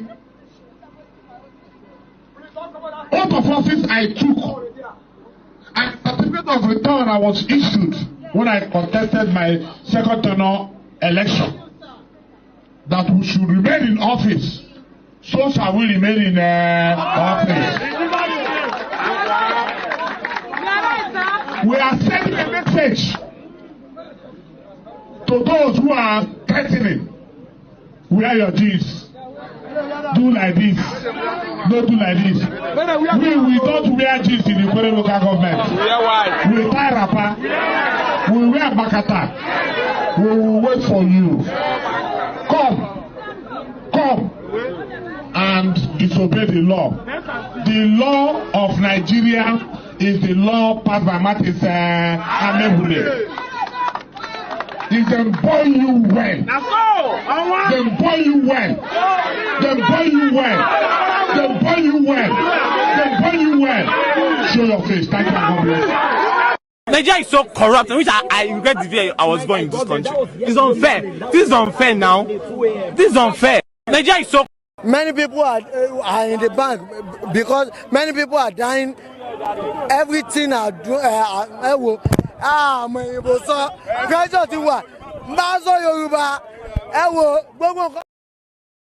Problem Tiwa. That is a local government chairman whose tenure will end on June the 16th or June 19th. The court says the law made by the local government, by the House of Assembly, overriding the governor is illegal and it's been nullified. But you see that thug there, is a local government chairman. And that's him telling the governor, if them born you well, if they born you well, if they born you well, oh yeah, come. I am looking forward to that day anyway. You know me, I go reporter once I see it, right? Somewhere in Okitipupa in Ondo State, okay? This guy, Opoko Biri or something, I can't remember his name, right? He's representing Thiefnubu. They said they have just completed a transmission base in Ondo, and therefore by 2027, Ondo people, you must vote for Kolu. That's what the guy said. Listen. Of its kind in the Niger Delta region, that today we are privileged to be commissioning such a project in Okitipupa in Ondo State. Let me tell you that this project is not the only project that was awarded as at when this project was awarded. We had another one in Abia State, but the only reason why we could pick up this one where it was, finish it, and we are commissioning today is because it was not vandalized. The other one in Abia State was really vandalized, hence it was difficult for us to initiate the project to complete it. So I want to thank the people of this local government for protecting and preserving this project, for us to be able to complete it and commission it today. Whatever we are commissioning today, the traditional rulers, the youth, the women, and the people of this community are the real heroes that we are celebrating. Because if they had vandalized it, we wouldn't have been celebrating light. The 5 local governments that have been in darkness for the past 15 years would have still remained in darkness. So it was easy for us to intervene because you knew what project to be completed during the time of our president. Finished and be completed. That is to say, it is in line with the biblical term that says, when the righteous rule, the people rejoice. So this is the evidence. Based on this, I believe the Ondo people will have no choice than to re-elect APC to continue with the good works that the APC have started in Ondo State. If I don't say this, it will not be complete, because it is only good thing that you can continue. You don't continue with Nuisance Lele. Nuisance Lele. Transmission line. Transmission line. Call you barrier. The transmission line is a super highway.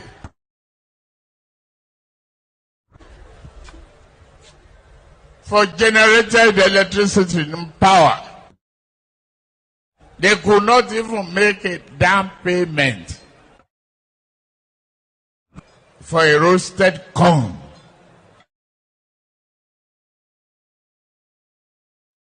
Transmission.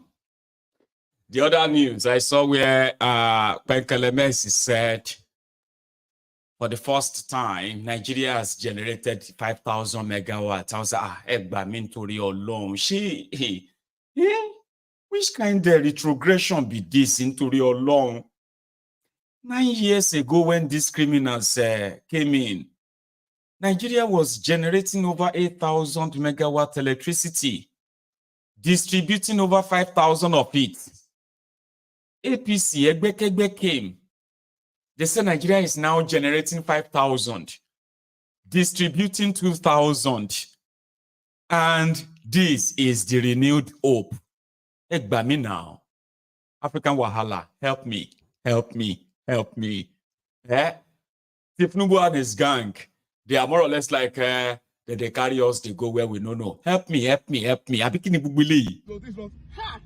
not allow you to. Help me, help me, help me, help me. Help me, help me, help me, help me. If they carry me, they go where I don't know. Help me, help me, help me.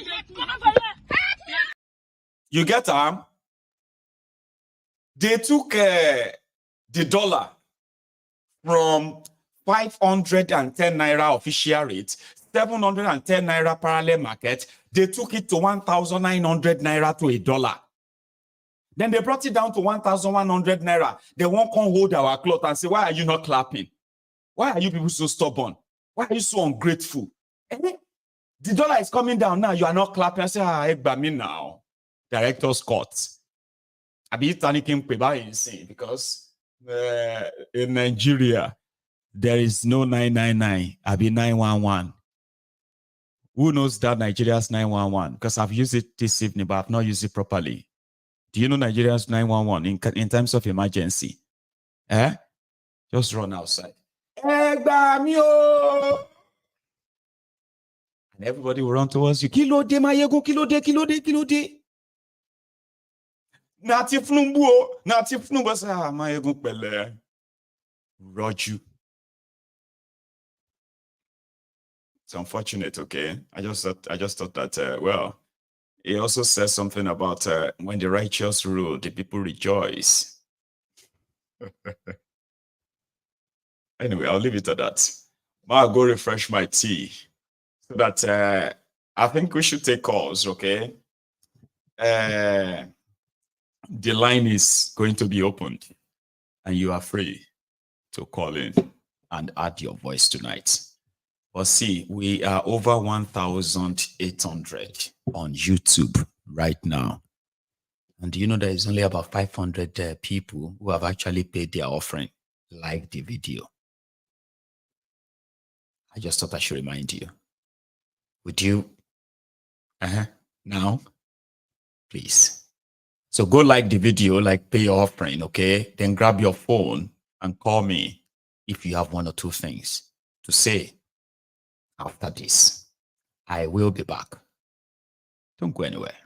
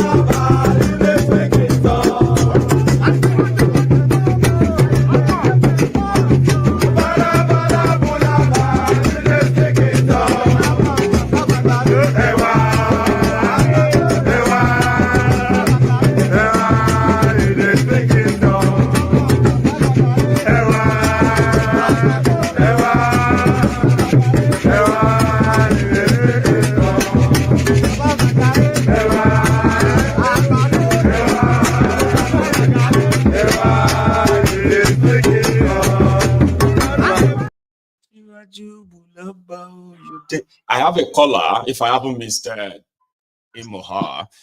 Hello there. Yeah, Mr. Maiyegun, this is Iruk. How you doing? Oh, Iruk. I saw your image and I was like, man, the name is not showing Iruk, but this face looks like yours. How are you today, Baba? Yeah, I'm doing okay. Yeah, I just want to thank you for all you have been doing. Thank you. I want to thank the people of member of TOT. You know, please, you guys should like and share. Please, so. You know, because it's always good because you have been so nice, and I thank you for all you do. You know, I always put you in my prayer that God should give you more of this thing, because this thing you're doing, I don't think it's humanly, because coming out to come and talk every day, man, it's a special grace. So, you know, not everybody can be doing that.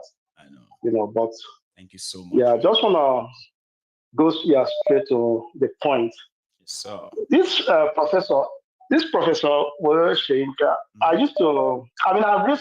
read so much of his book. But if this kind of person coming out to talk, well, I would say, well, age is against him.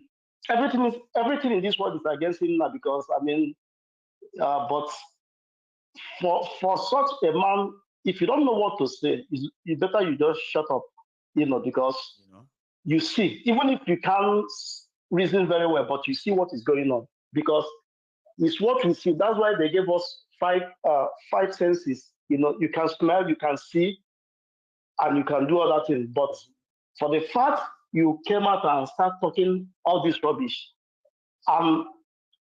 you guys were the ones that enjoyed the country when the country was a country. Because right now it's no longer a country now. I mean, everybody knows that.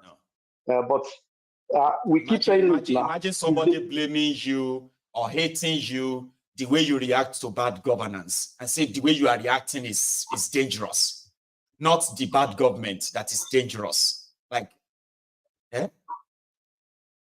Yes. So what I'm trying to say is that the politicians, they are the ones that are going to destroy the country. They will. Not even the people they are expecting. The destruction has already started with them.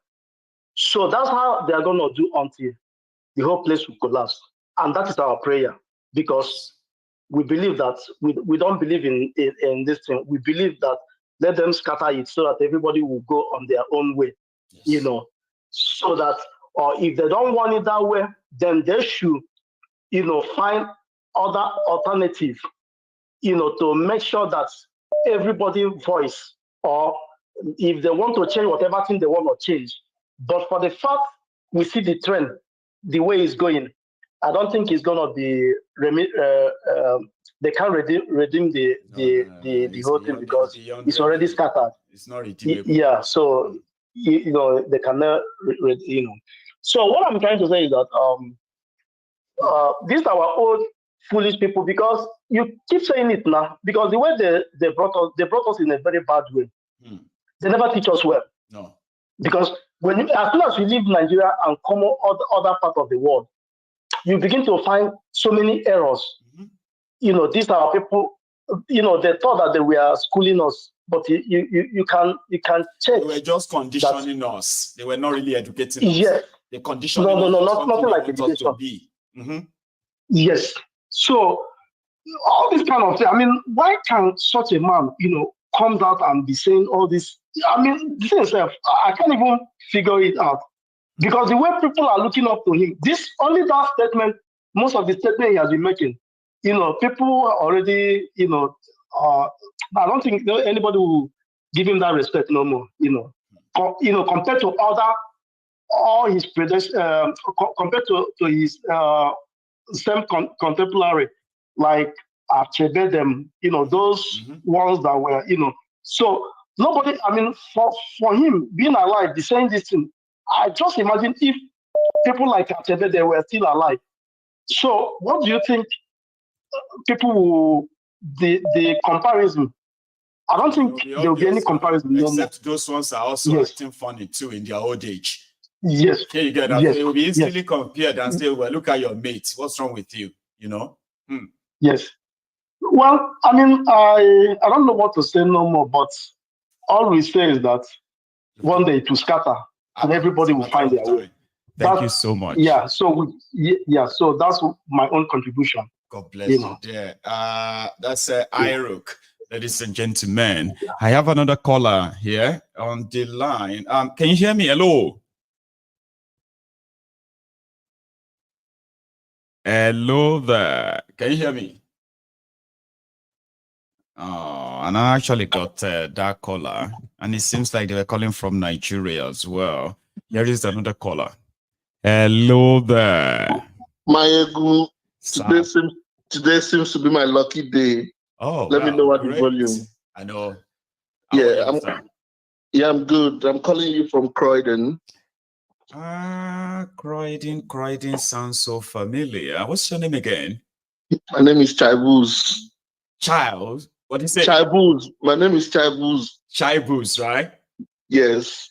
And I think this is our first time of talking, right? No. Now, this is my second time calling. From Croydon? Yes. That's what I'm trying to kind of... I've spoken to somebody from Croydon. Yeah, remember today I called you. I was telling you about my mom, that my mom is 91 this year, and she's here and she refuses to go back to Nigeria. If you remember that call. I remember now. Yeah. That Croydon sounds so familiar, right? But I've not really had many calls from Croydon, so therefore Croydon is South London. I know. How you doing, Baba? Okay. And how is I'm Baba? good, bro. Yeah, well, she's all right. I think I'll go see her tomorrow evening. Okay, grand. Please, you've been here, all night. Here we found ourselves now. Professor is not slowing down, honestly. You see, Maiyegun, these things happening, they are not happening by chance. They are orchestrated.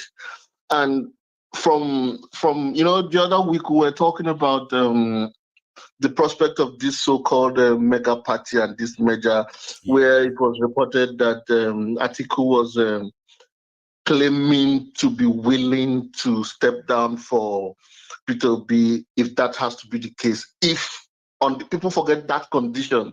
If the PDP zones the presidential to the southeast, that's an if.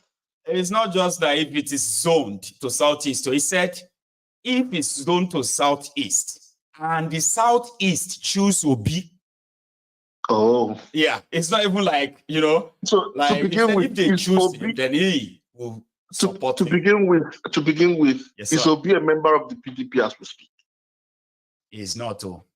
So that statement is just it's neither here nor there. All these things are just what they want to do, because they've seen what happened at the last election, and they don't know what next might happen in the next one, and all they can rely on is their rigging machinery. But they don't know what to expect from Nigerians in terms of reaction or feedback, because where things are headed, all this propaganda can only take them so far. Where things are headed, they don't know what to do about the situation. So that's why they're just, in football, when you play football, there's what is called sliding tackle. That is what they are using now to just cut. They just want to remove Peter Obi from the equation in such a way that he will not even contest the next election.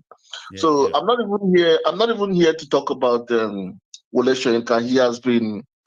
You used one word in your other video. What you said, his latest mouth diarrhea, something like that. You said something like that. Yes, that is so apt. It's an apt description of the kind of utterances coming from that supposedly respectable gentleman. It's so unbecoming of him to be making such statements, So what I wanted to talk about especially is you see that incident that happened at that Banex Center, where the soldiers were attacked. You see, of course, I live in England, and I see there's a police. There's an army sort of barrack near me here in Croydon. So I see army officers. I know how they conduct themselves. These people, they don't even like to wear their uniform outside the barracks. Outside the barracks, they just put up. You will see them. How I identify those soldiers is I will see them on a boot, military type of boot, because I know the type of boot the military wear. And then maybe they wear a camel or something green, but up they'll just wear like a top or mufti, like a mufti top, just get on the tram or get on the board. They don't how they exactly. But if not for the Salvation, the only time I've seen a lot of soldiers in the uniform in this place, that they are not really soldiers, but Salvation Army or something, right? Or those who are recruiting people for soldier the orientation of the army back home, the armed forces generally, their orientation back home is so poor, honestly. Whereby they think it's their right to brutalize citizens and all that, which is totally wrong. But I'm not even about casting aspersions on the military people and how they conducted themselves. We know that is how they behave. They behave like animals. But the one I wanted to harp on is the aspect of whoever may have sold those phones to them. And you see, there is what is called customer service. Back home in Nigeria, I remember there was a day, Me, I'm Igbo man, no, forget how to speak all the Igbo. I'm Igbo man. Yeah. And these are most of the people doing trading are my brothers. And I want to use this opportunity to, appeal to those of them that do business. You see, when you do business, there is something called customer service. When I was a student, I graduated from Enugu State University. I studied engineering. When I was a student in Enugu, there was a day I managed to save money to buy clipper for myself. And then I went to Ogbete market. Ogbete is the big market in Enugu where they sell all kinds of stuff. I went to the market to buy myself original Wole clipper for my own use. And then when I got there, that time it was around maybe 4,500 or 5,000 thereabouts. I squeezed out that money from my savings as a student, and I went to buy ordinary clipper. I told this trader something that, look, I know this Wole, there's a fake one and there's original. I have the money here to buy the original. If you have the original, tell me. If you don't have it, tell me. But I want only the original. And if you don't have the original and you sell me the fake, I will not be happy about it. So he said, no, I have the original, blah, blah, blah, blah, blah, blah, blah, blah, blah, blah, blah. I said, okay. I spoke to his neighboring shops. I said, if you can allow these people, your neighbors here to be my witness, I'm offering to pay you this money on the condition that this is the original clipper. I have a cousin in this same market who is a barber. I'll pay you the money in full, but I will take this clipper to my cousin down the other end of the market so that he will confirm, because my cousin was a barber then, and he couldn't follow me to this shop. He said, go buy the clipper, bring and come.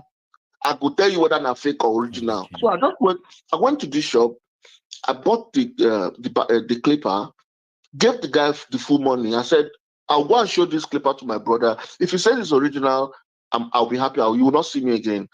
But if he says it's fake, please, I'm coming back to collect my money back. In the presence of his neighbors as witnesses, the neighboring shops, I mean. Now, so I just come out to I pay for the clipper. I carry the clipper, go show my cousin. Immediately my cousin saw it. He said, no, this one are the fake one. No. I said, what? It didn't take 20 minutes for me to go back to this same shop to return this clipper. That, Oga, I tell you, say I want original, and you gave me fake. I bet, please, can I have my money back? The guy denied me.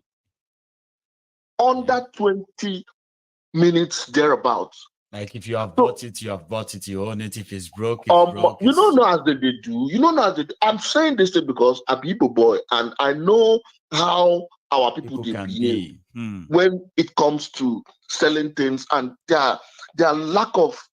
You see, when we talk about education, education not be say person just feel read and write. There are some things that go with doing business. Customer service. If you look at the people who do business, who have been doing business for years and they're able to sustain their business, there must be some element of customer service in what they do. These guys, their orientation is zero customer service. How can I purchase something from a shop right now and the person who sold it knows it's fake, and then maybe the same day or the next day, I come back with the item being faulty, or if you have any issue with my anything receipt you buy, and proof of purchase. And now, proof of purchase, you can return your stuff, but not in Nigeria. They can change it for you right there, right then. You see, I've done business in Nigeria before, and I know that you cannot give what you don't have. When you purchase items, there is something called warranty. That's right. Most of these dealers don't even have warranty as dealers. They purchase their goods from God knows where, from middlemen and so forth, and they cannot give the end customer warranty because they themselves don't have warranty. They don't have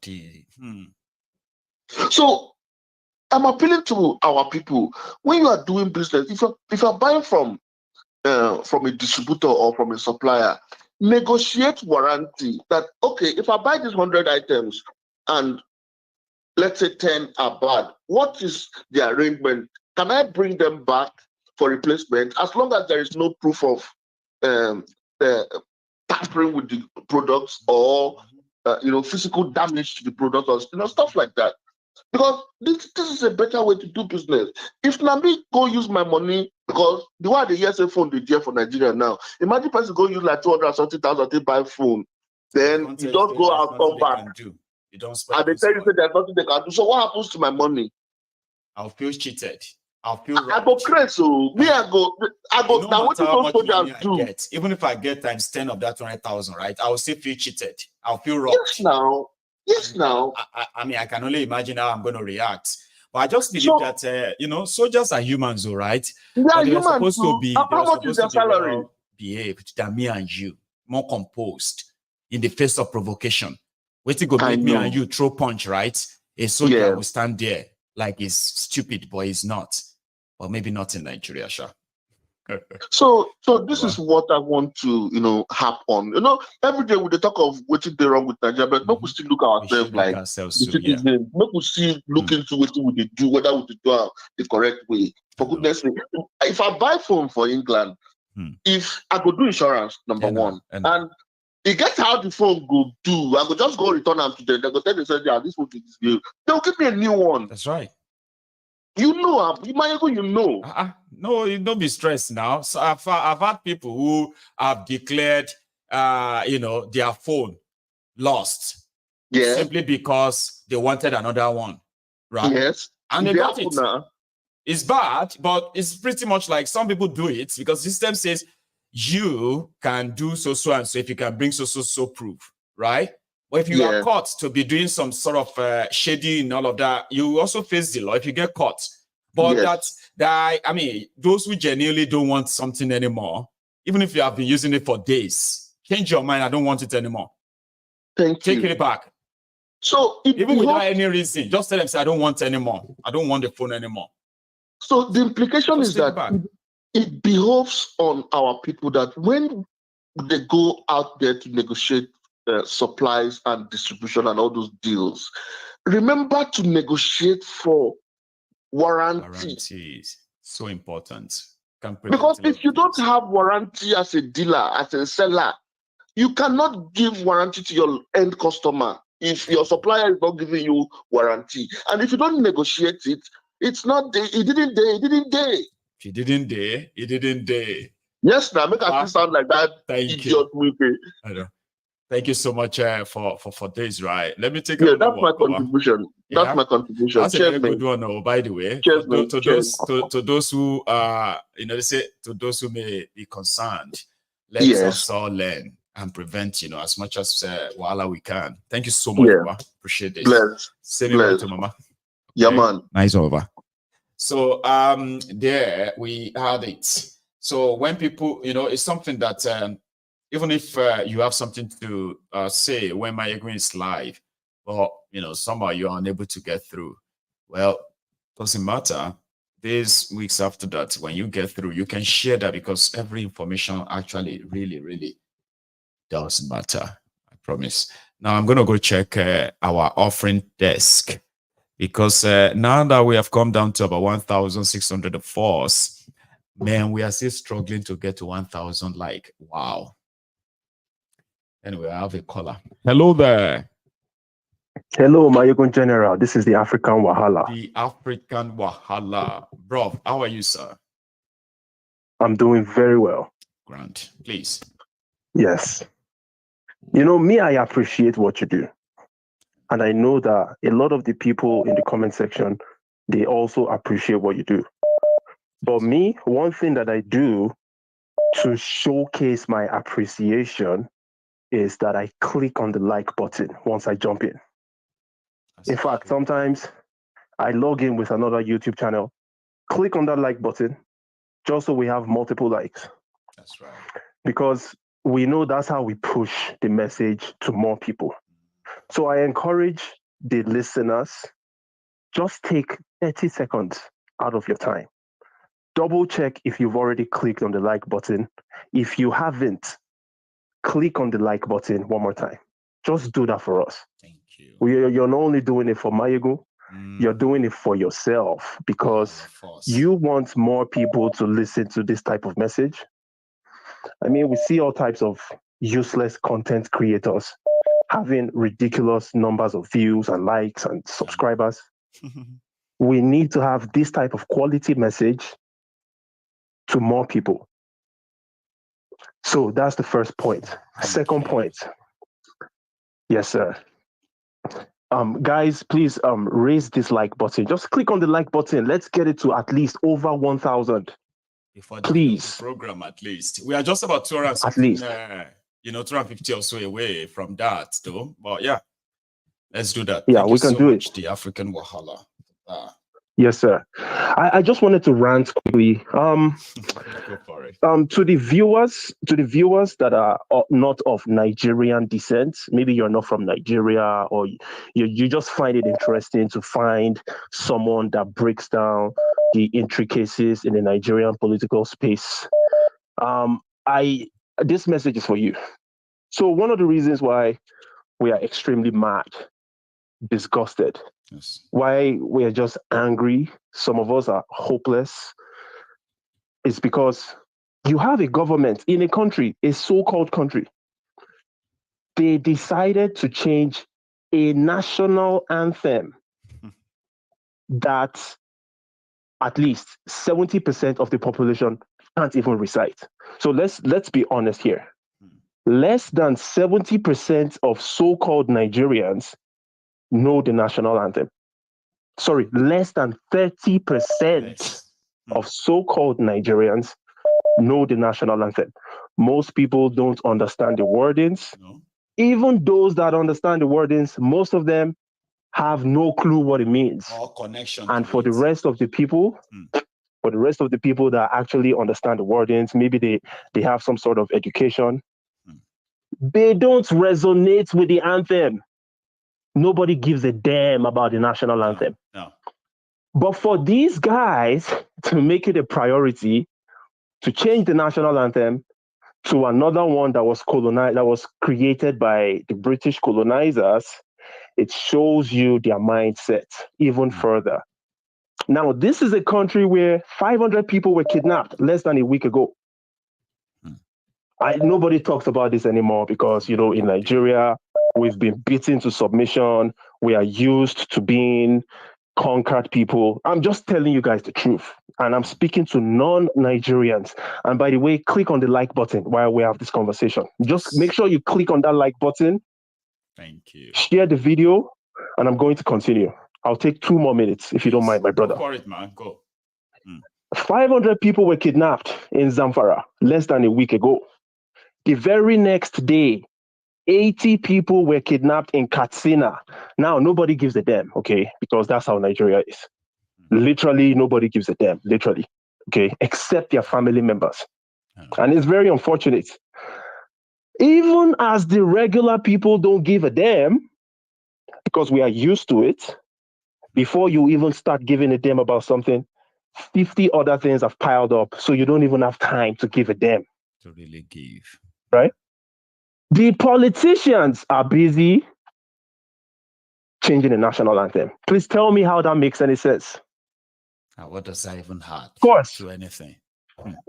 It can never make any sense. So please, my people, because I know you guys listen to us, you are not a part of the Nigerian struggle. And we appreciate you for coming through to understand our struggle.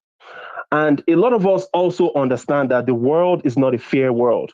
No. This is a planet where people will literally shut you down while you're being oppressed. Nobody will give a damn about you. It's left for you to save yourself. That's how the world works.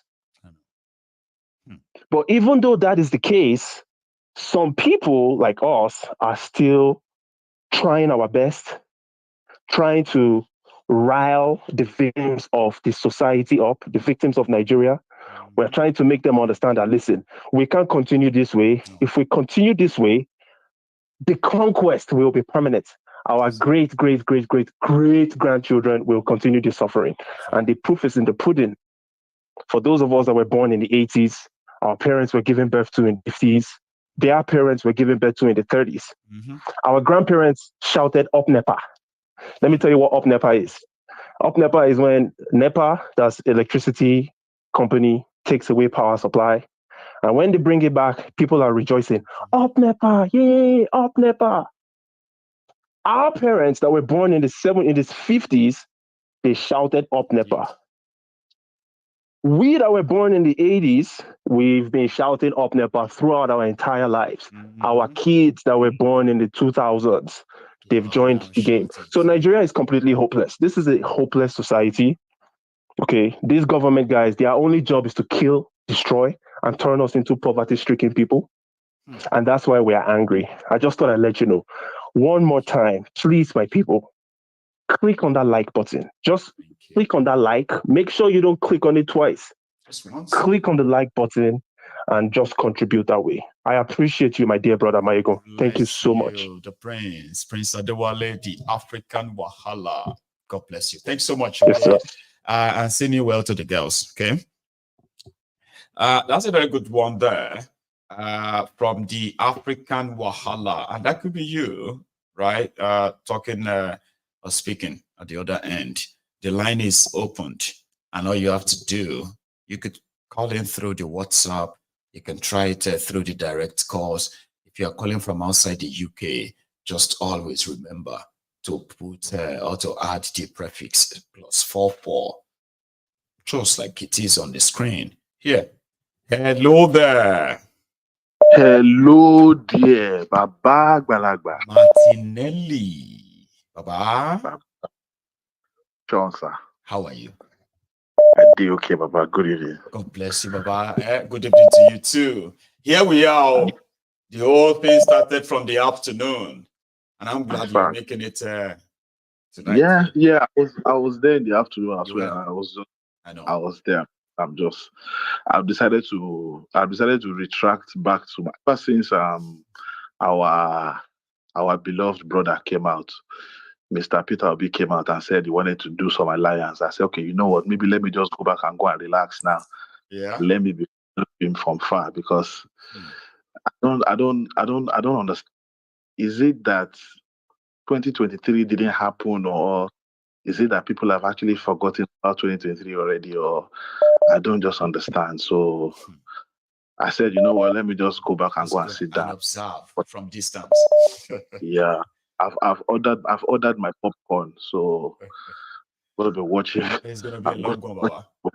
Yeah. So the thing is, I don't just understand. Is it that people can't remember what happened last year with the whole election and the whole charade and the whole going to Supreme Court? Is it that people have forgotten, and all of a sudden everybody's already realigning and arranging and lining up and dusting their PVC and already getting ready for 2027? Like, I honestly don't understand. But like I said, I'm sit down here and I'm just when you people are ready, okay, when you're ready to dismantle the establishment, please, I'm begging, please, okay, don't call anybody. Just make sure we are the ones that you call, because we are ready. So, but until then, just continue whatever it is you're doing, okay? Continue. 2027 is almost here.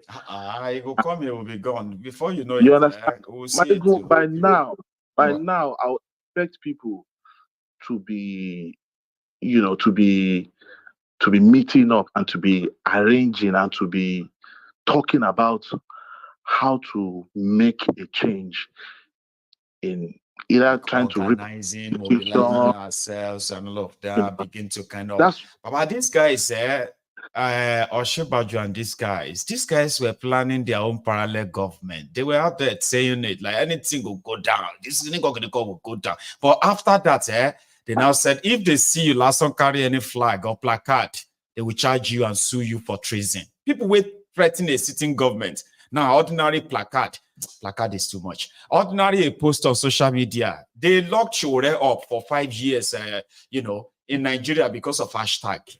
People were threatening government too. So all of us who still don't understand that we need to go physical with these guys until that happens. Well, let's continue. Let's keep talking. Ladies and gentlemen, this is specifically for our obedience, brothers and sisters. I don't know if you've forgotten or, I don't know if maybe you need to dedicate one day to maybe help us. They have not forgotten. No, Baba. I don't know because I don't understand. People know what they are doing. Because Maiyegun, this forgetfulness and this amnesia, this selective amnesia and this Stockholm syndrome, it's a big problem for our people, and it bothers me a lot because Maiyegun, we're just going to be, like you said, we've joked about this thing before earlier, in the beginning of this year, like we're going to be 70, we're going to be here doing this thing, like, come on, man. Guys, imagine me coming back here, like all of you watching, yo, do you Martinelli? And we are still doing this shit. You Martinelli, really? They will just say Martinelli at 80. So Martinelli, will you bring my chair? Yeah, put that TV on. Maiyegun will soon be live. When is it? Please put that on for me, please. They say that you have been watching this man for 50 years. So yeah, he says the truth. But this truth, all of you now don't hold. Now see him on TV. Are you not listening? Are you sitting TV? Like, are you people so deaf? Are you so daft? Or like, what the fuck exactly is wrong with? I'm sorry for my language, like my brothers. Like seriously, like what exactly is wrong with you people? Like, what's wrong with you people? Like, how long are we gonna keep doing this shit? By now, we should be talking about how to tear this. Organizing worldwide. It cannot stand, ladies and gentlemen. This Wole Soyinka coming out, this man is hearing stuff in his dreams. Whatever he said, Obidients said to him, this man is dumb, he's daft. And he's always been dumb. And like, how did they manage to kind of carry all our parents traveling? He managed, Baba, he managed. Like, if you begin to actually look at this guy, Maiyegun, you spoke about, we read A Fatherless People here. Yes. Unfortunately, somebody like him, I don't remember his name popping up, but people like him were the kind of, where the people that were used, where the resources that the West used to miseducate us. When we talk about the miseducation of the average Nigerian, that motherfucker was the part of the people, were part of the resources and part of the, miseducated us, thinking they were educating us. They were part of the tools. Like, how the fuck why would you need a dictionary to read it? Like, Baba, okay, Martinelli. Why? Martinelli, wait.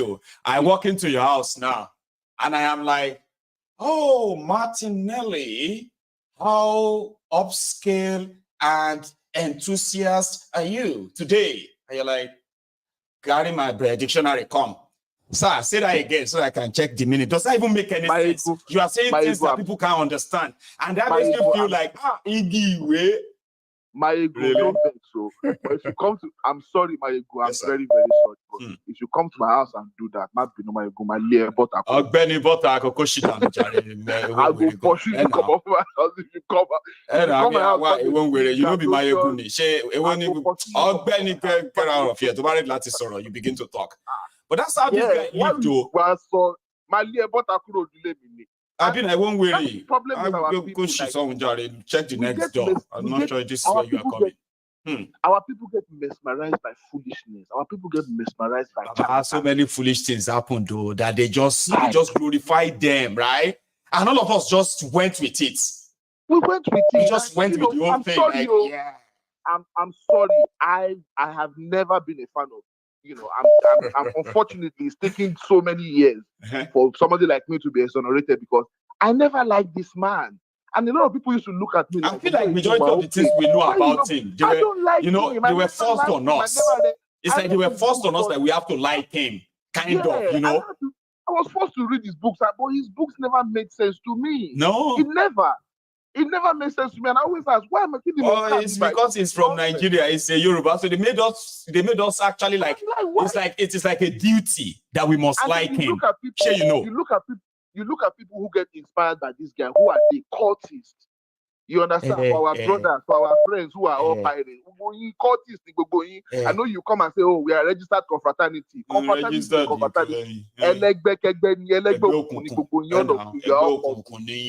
You understand?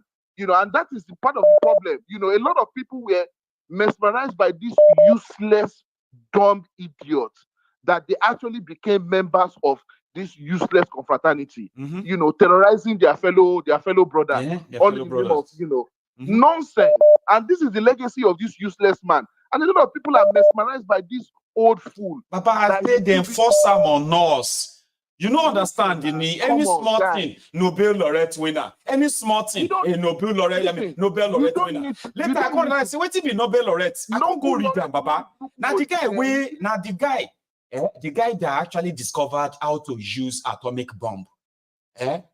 Joseph Laurel or something. That's the name of the guy. Something like that. Yeah. Now, when they pay the guy makes so much money. When he now discovered what his discovery is going to be for the rest of the world, he said his creation will be the end of the world, right?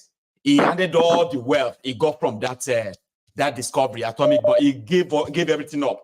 And he said they should begin to give that prize every year to, they should call it Nobel laureate for peace. Nobel laureate prize. For peace. Do you understand that now? The man said all his estates, all his money, all this thing he made from his discovery, his invention, right? Is the money they are giving to people that wins the laureate. Because he wanted to say he didn't want to be remembered for as the person who made for the atrocity. For the atrocities he didn't want to be remembered as the man who invented bomb. He wanted to be remembered as the man who created a prize, okay, for research, for science, for peace. Sure you get now? So they forced us to accept, say, this guy, say, na hero. You don't know.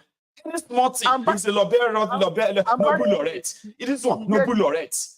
Nobel laureate. The year this man actually got his Nobel laureate, he wasn't even in the listing. It was the year that everybody. He wasn't, Baba. When I read it, too, it was not even like a winner or anything. It was alternative. Banku Johnny. Me, no embarrass them. Then bring her in. Martinelli. You know? And this is our hero. This is our hero's past. Our hero's past is our hero's past. And on top of all that, you have them trying to bring up another national anthem. The national anthem that you have before. As in, ladies and gentlemen, like these useless senators, the former national anthem, more than 7, I don't know, what is African Wala said less than 30%. I don't think more than 10% of them in that National Assembly can recite that national anthem and the pledge. No. I can bet my last kobo that not more than 10% of the people sitting in that House of Assembly can recite the national anthem with the national together. Less than 10%. I don't think so. And it's their priority. And these people, they are coming out. You can't remember the first right. one. Sorry, somebody just corrected me there. They said the guy invented dynamite, not atomic bomb.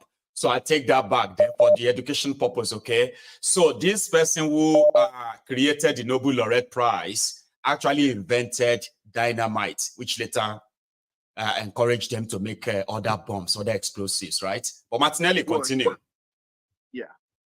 So, and then you have the super highway, coastal highway, the coastal highway, and all of a sudden, like I don't understand, and everybody is just sitting down there waiting for the next election. They are just like doing trial and error with people's lives. Ladies and gentlemen, if you haven't been told, if you haven't been informed, the next election is not going to save you. The next election is not going to change anything. The next election is not going to make any. It's going to even be the election. We have to bring this house down, and we have to bring it down now. This house has to come down now, because the inhabitants of that house are suffering.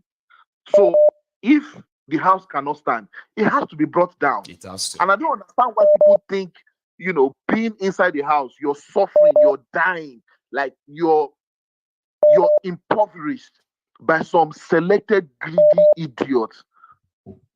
And you just feel discomfortable. You think, oh, if you have another election again, something's gonna. Ladies and gentlemen, nothing is gonna happen. No. And we will be the here. earlier we realize that, the better. Thank you. Martinelli. Please, guys, the like button, please. like you. button. We are less than 1,000. Please come on, guys. Yeah, we are almost now. It's like we've got 700 or 800, I think. Come on, man. Come on, man. We should be at It's least almost 900, at right? least. Come on, man. We should be at least 1,000. Come on, guys. I think we will do it. I want to believe that we will get to We that should do less 1,000. than 1,000. Yeah. You have all these useless content creators shaking their. I mean, if you talk about shaking his hands now, you have people You quickly see saying, 1 million views. come on. 50,000 likes. Maiyegun, say you go bring somebody, make all the shaking hands for them as they talk so that they go feel the like. I don't understand you know the reason why we cannot use anybody to shake bomb here. Guys to wake the fuck up. Martinello, you know why we can't let anybody come and shake bomb here. Let's get somebody up there on the side who be dancing and be shaking so that they can like you. We will begin to have problem. Couples, watch this. Martinelli, thank you so much, Baba. Enjoy your evening, okay? Appreciate that, man. Thank you so much. Now, that is a Martinelli. You know why we can't have anybody to come and shake bomb here? Is because you will see, couples who are seated there right now watching. And this seems to be for some. You won't believe this if you don't. If you don't know, there are couples who watches Maiyegun's diary Politico. Once Maiyegun is up, daddy, mommy, they will sit down and be watching. Then they will be having conversation about what we are talking about. Do you understand how beautiful that is, right? Can you imagine that? Hey, sweetheart, honestly speaking, this Maiyegun is trying, Sha. Can you believe that way? They are trying to build that beautiful thing. Imagine somebody now show up like a Cardi B.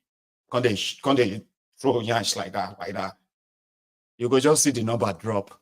Yeah, turn that thing off. No, I'm still enjoying Maiyegun. No, you are not enjoying Maiyegun. Turn it off. You will just see that once you bring the yansh come on the screen, from 1,800, it will just drop to 1,000. 800 people, they go drag their husband, drag everybody and say, we are not watching again. So we are not going to shake bomb. We are just going to keep encouraging ourselves to keep, our, what do you call it? Our organic follower. Organic means people who come across this due to all of you sharing it with your friends, with your family, with, you know what I mean? So that's how they came across the channel and they stayed. That is organic. And that has been working, even though some will say, how far has that worked for you now? So, well, I won't pay a dime to promote my pages. I want people to see it and say, oh my God, this page, how come I have not seen this channel all this while? Oh, how come I've not known this in a while? That is organic, and I want more of that. So please share the broadcast. It is so important that you do that, okay? And the most is, you see, that sharing, you won't believe it all. I always believe that a lot of you share my video. You don't share this video. I appreciate to those who does share, but I've got this feedback. Imagine a whole week, right? I only had about 2,000 shares. But we are talking about, I'm talking about like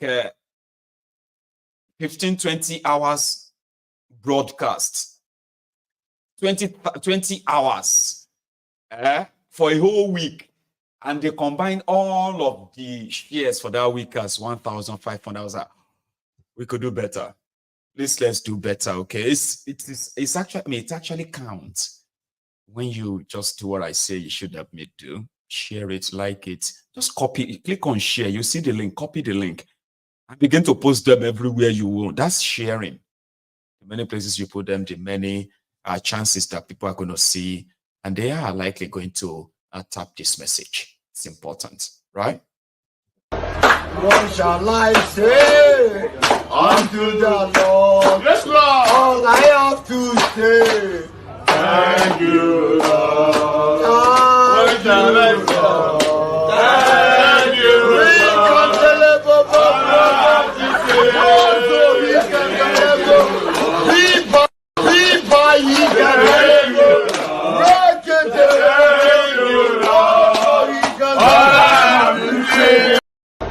What shall I say? Lord, I have a caller. Sorry for keeping you there waiting. Can you hear me? Maiyegun General. Papa. Good evening. Good evening. I'm Godwin from Slough. from Slough. I think I've spoken to you before as well. Yes, the man who was talking with the wife. Yes. Yes. How are you today, Baba? I'm fine, thank you. And how is the business? Yes, as always, you are magnificent. Thank you, sir. Thank you very much. I just decided to call in after listening to our brother Africa Wahala. Oh, the African Wahala. Okay. And the last caller. The only few things I wanted to add, because they have said it all, and just as always, you are perfect. Thank you, sir. But it baffles me that we, as Nigerians, are still worried about people like Wole Soyinka's ways. We should not be worried about them anymore. I don't even consider when I say we, I'm still alive. I'm 67. Bless you, sir. Okay, but it still worries me that people, the younger ones, the younger ones, even the younger ones, you should not concentrate on those people. Like the last caller said, we should be. It look as if we Nigerians have just decided to how do I put it? A collective suicide mission. That's what we are in. By just following the same pattern that has brought us to here, we are still following the same people that has created all this problem. They are still doing the same thing, and we are clapping for even talking to them, answering them is just encouraging them. Which the young ones who all living souls cut them off. Just start, just like our last caller said, we should start thinking of what to do. We have to. You see, we should treat them worse than the colonizers. When we start seeing them as our hero past, we are still the same problem. Yeah, we are still repeating the same lie. We are pretending as if, because these people, they don't care. You can see what every right-thinking person can see what they are doing, that they don't care about the people. No. So listening to them, we should go underdog. Underdog does not mean go and carry a gun and start killing one person or the other. No. At least internet has made provision for these young generations to make communications in such a way that you can cut off a lot of people. Yes. Make plans just like when the answers happen. These are the things the young ones who have the capacity to do these things should be doing, to organize and really take them unawares.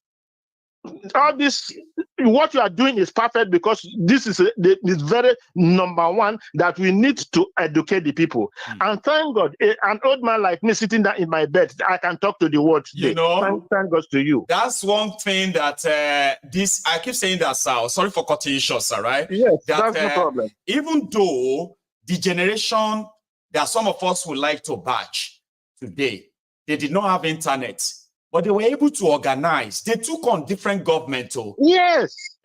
No internet, no nothing. But they still, as mad as Babangida was, the generation that took it up with him, they didn't have internet, or they didn't have social media. No. Right?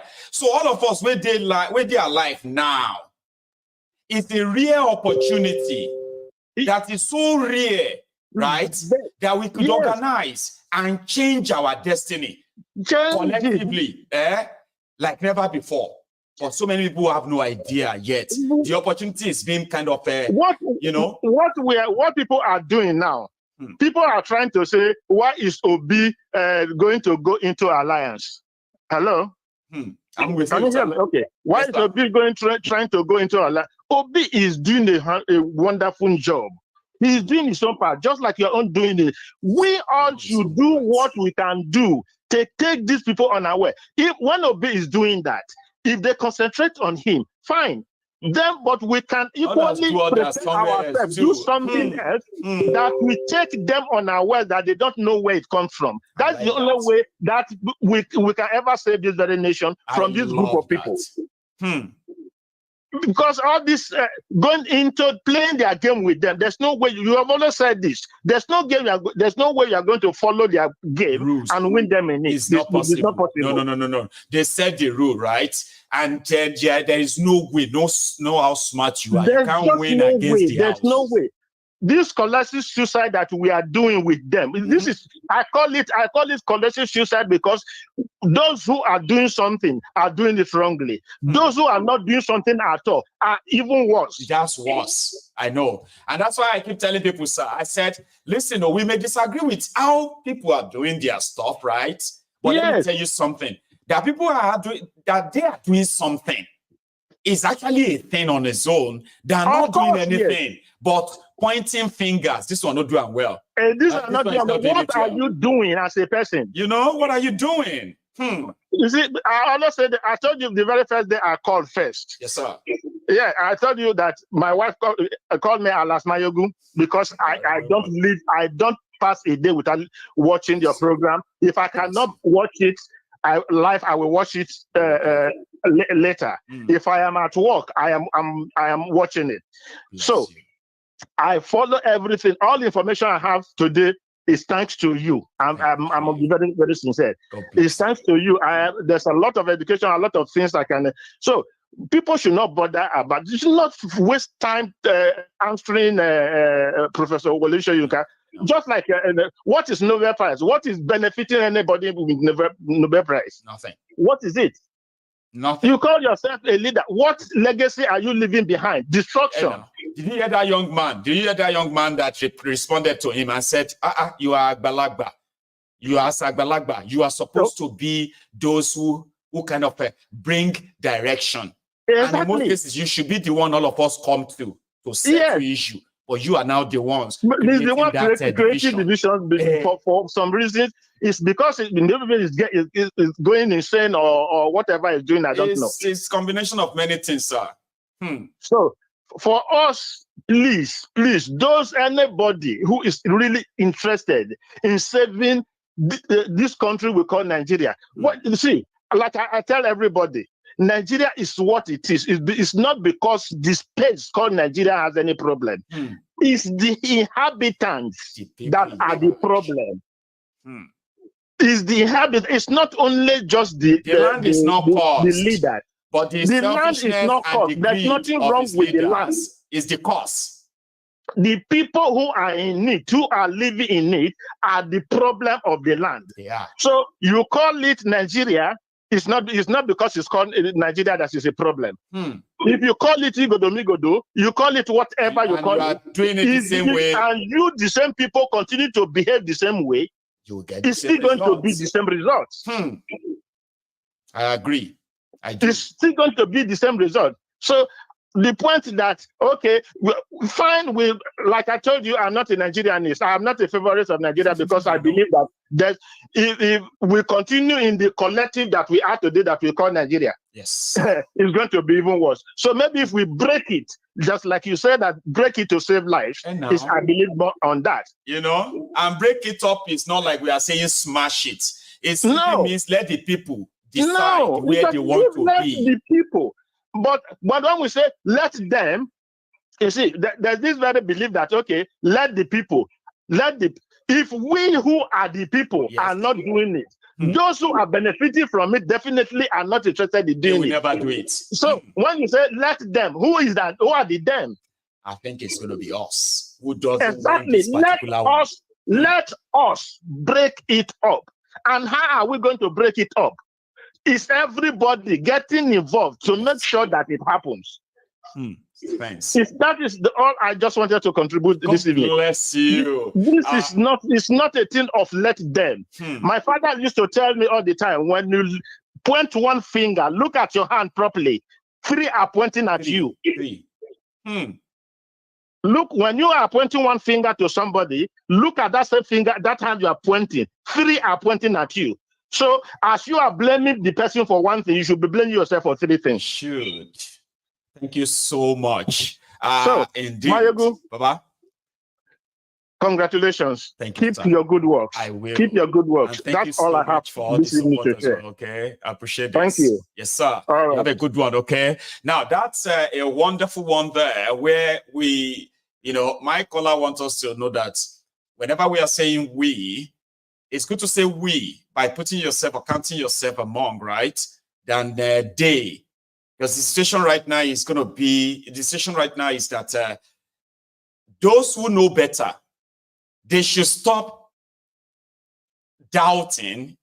They should stop. Okay, look at this, right? They say one of the problems or main problem that we have in the world today is that intelligent people are always very doubtful. Are you sure? Should this thing go work, Sha? Maybe I should change it a bit. Perfect ideas, perfect, thought and all of that. Intelligent people will still doubt and be like, is this thing okay like this? Martinelli, what do you think? What do you think about Martinelli will be like, Baba, it's okay. Very perfect. This one look great, too. Are you sure, Martinelli? What do you mean, am I sure? Look at what you are showing me. It's so perfect. This one, now you designed this thing. They say, it's me. Baba, you be genius, oh. This thing is great, oh. Are you sure? Are you sure it's, because intelligent people are full of doubts. And you know what? Stupid people are full of confidence. And that is why you have a lot of ignorant people, foolish people, stupid people, confidently in public, on TV, everywhere, defending nonsense because they have confidence. But you, the intelligent, always doubtful. It's a problem. My platform is to encourage those of you who have already figured out all of this, to tell you that you are right. Whatever theory you have about Nigeria, there are so many people who believe that something is wrong with you. Nothing is wrong with you. You were right. And that is why this platform will help you understand that. Because the more you know, and the more of us who actually knows and bold enough to kind of come out with our intelligence and our belief that we know is proved, then it will be easier for us to reject our mediocrities. I swear, it will be easier. It will become more like it will be like irritable to you, okay, to accept anything below standard.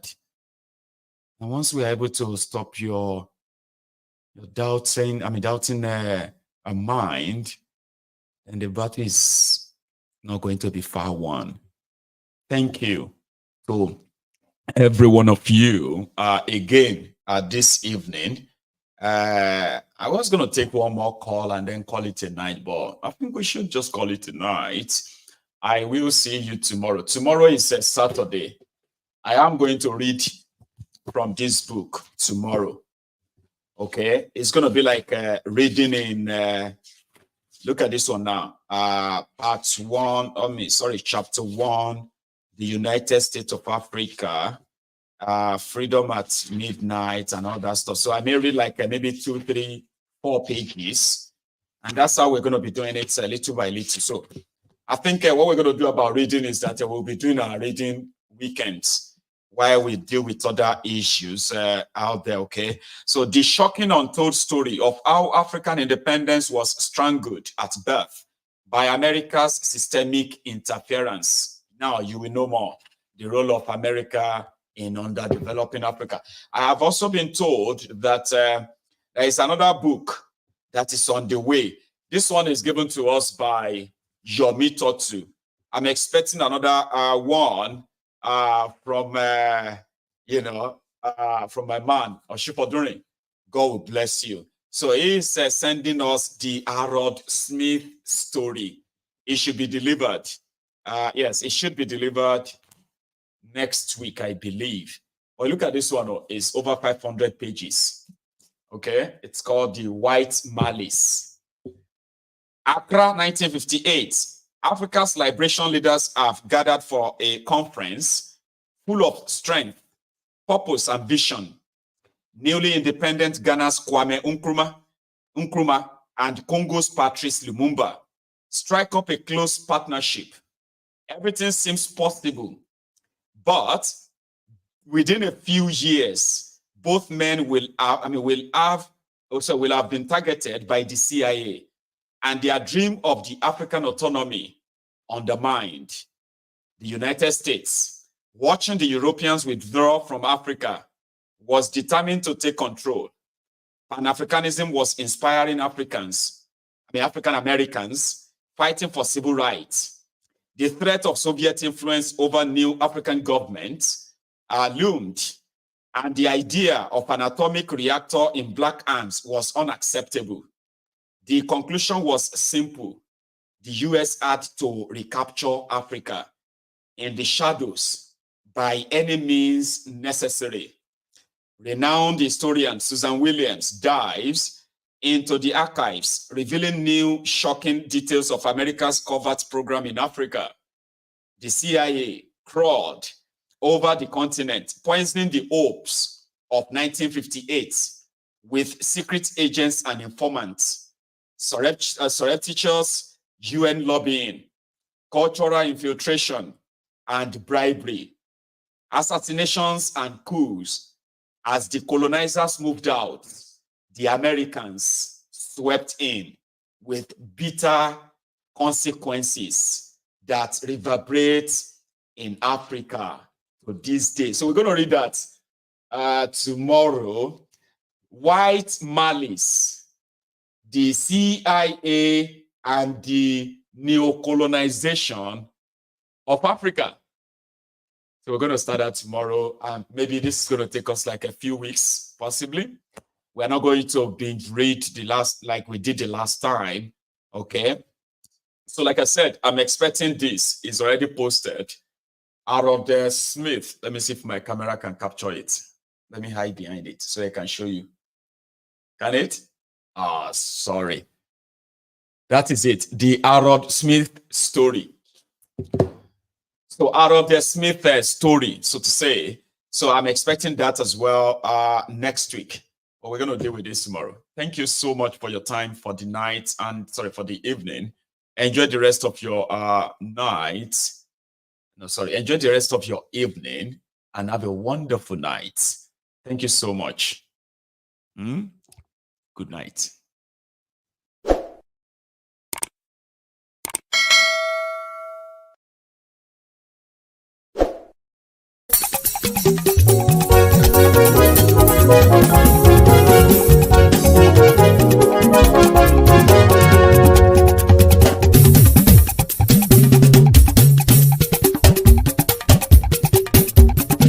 Maiyegun làwa mọ̀ làmọ̀ tó dòdòdò. Maiyegun diary Nayibi #1. Maiyegun làwa mọ̀ làmọ̀ tó dòdòdò. Maiyegun diary Nayibi #1. Maiyegun ti dé o ọ̀rẹ́ ara ìlú. Maiyegun diary Nayibi #1. Lórí Facebook, lórí YouTube. Maiyegun diary Nayibi #1. Gbogbo bó ṣe ń lọ ni Maiyegun já wa sí. Maiyegun diary Nayibi #1. Àṣírí ọ̀jẹ̀lú kì í bò níbẹ̀ o. Maiyegun diary Nayibi #1. Bó bá ṣe eré àní Maiyegun máa wí. Maiyegun diary Nayibi #1. Ó sì tún ṣe eré wàá gbọ́ níbẹ̀ o. Maiyegun diary Nayibi #1. Maiyegun diary Politico. Maiyegun diary Nayibi #1. Godfatherism kò sí lọ́rọ̀ Maiyegun. Maiyegun diary Nayibi #1. Ẹ farabalẹ̀ sẹ́ o kẹgọ́rọ̀ lẹ́nu o. Maiyegun diary Nayibi #1. Àní Maiyegun làwa mọ̀ tó dòdòdò. Maiyegun diary Nayibi #1.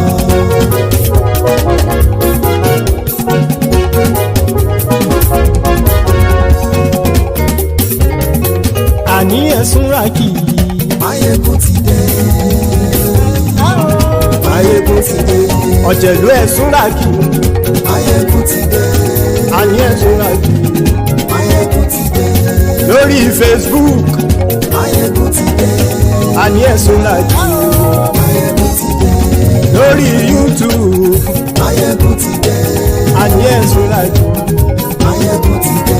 Bọ́ bàbá gbé wúrẹ́. Maiyegun máa wí. Àní ẹ̀sùn làjú. Maiyegun ti dé. Ijó ìgbádìyẹ. Maiyegun máa wí. Àní ẹ̀sùn làjú. Maiyegun ti dé. Bí pẹ̀sìdó bá rúfin o. Maiyegun máa wí. Àní ẹ̀sùn làjú. Maiyegun ti dé. Bí gómìnà kówó jẹ. Maiyegun máa wí. Àní ẹ̀sùn làjú. Maiyegun ti dé. Ọlọ́pàá tí ń darí bá. Maiyegun máa wí. Àní ẹ̀sùn làjú. Maiyegun ti dé. Aṣòfin tí ń rúfin o. Maiyegun máa wí. Àní ẹ̀sùn làjú. Maiyegun ti dé. Òpùrọ́ olóṣèlú.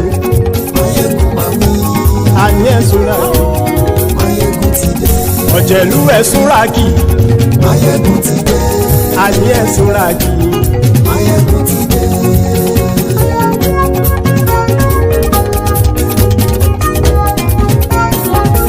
Maiyegun ti dé. Gbogbo ọ̀jẹ̀lú ẹ̀sùn ràkì. Maiyegun ti dé. Gbogbo ọ̀jẹ̀lú ẹ̀sùn ràkì. Ṣùgbọ́n ní bá ti ṣe èyí tó yẹ kí wọ́n ṣe, ọmọ bá dèrò ní fi wọ́n níran o. Maiyegun ti dé. Gbogbo ọ̀jẹ̀lú ẹ̀sùn ràkì. Maiyegun ti dé. Gbogbo ọ̀jẹ̀lú ẹ̀sùn ràkì.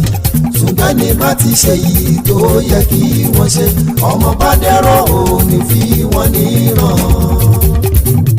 Wọ́n fowó bẹ́ẹ̀ o, Maiyegun ó sọ pé wọ́n ò bẹ́ẹ̀. Wọ́n fowó bẹ́ẹ̀, Maiyegun ó sọ pé wọ́n ò bẹ́ẹ̀. Oníkan ṣáàtì ṣe èyí tó yẹ kí wọ́n ṣe, fáwọn ará ìlú tó gbé wọn débẹ̀ o. Maiyegun ti dé. Gbogbo ọ̀jẹ̀lú ẹ̀sùn ràkì. Maiyegun ti dé. Gbogbo ọ̀jẹ̀lú ẹ̀sùn ràkì. Ṣùgbọ́n ní bá ti ṣe yìí tó yẹ kí wọ́n ṣe, ọmọ bá dẹ́rọ̀ ò ní fi wọ́n níran. Kì máa yí ṣe eré, ọ̀rọ̀ yìí kì í ṣe ẹ̀fẹ̀. Kì máa yí ṣe eré, ọ̀rọ̀ yìí kì í ṣe ẹ̀fẹ̀. Ẹni bá ti lè lẹ́bọ̀ lẹ́rù o, ọmọ bá dèrò kàṣàyè tú wọn síta. Maiyegun ti dé. Gbogbo ọ̀jẹ̀lú ẹ̀sùn ràkì. Maiyegun ti dé. Gbogbo ọ̀jẹ̀lú ẹ̀sùn ràkì. Ṣùgbọ́n ní bá ti ṣe yìí tó yẹ kí wọ́n ṣe, ọmọ bá dẹ́rọ̀ ò ní fi wọ́n níran. Tẹnitẹni ọmọ Maiyegun ọ̀rẹ́ ara ìlú mọ̀mọ́ ni mo fọlọ́run ṣọ́ ẹ̀ bá kìlẹ́bù. Lóòótọ́ olódodo ìlú ọ̀tá ìlú mọ̀mọ́ ni ìwọ ṣá máa ń ṣọ́ra kò sì mọ́ bẹ̀rù. Bọ́tà ń lè rí bóníṣègùn lé káwọn mọ̀mọ́ fi ṣera wọn ni ó ti dẹrùn tí wọn ò gbọ́dọ̀ sè mọ́bẹ̀. Èèpo ọ̀bọ lọmọ bá dérò tàjẹ́ ò gbọ́dọ̀ jẹ́, ó ti jọba lórí àbínú ẹni kò sì mọ́ bùyà. Àìsíwọ́lu ní ẹnìkẹ́ ìgbódì ẹyin lábàrá o, ó kó ẹni tó bá dán wò á kàmù. Maiyegun ti dé. Gbogbo ọ̀jẹ̀lú ẹ̀sùn ràkì.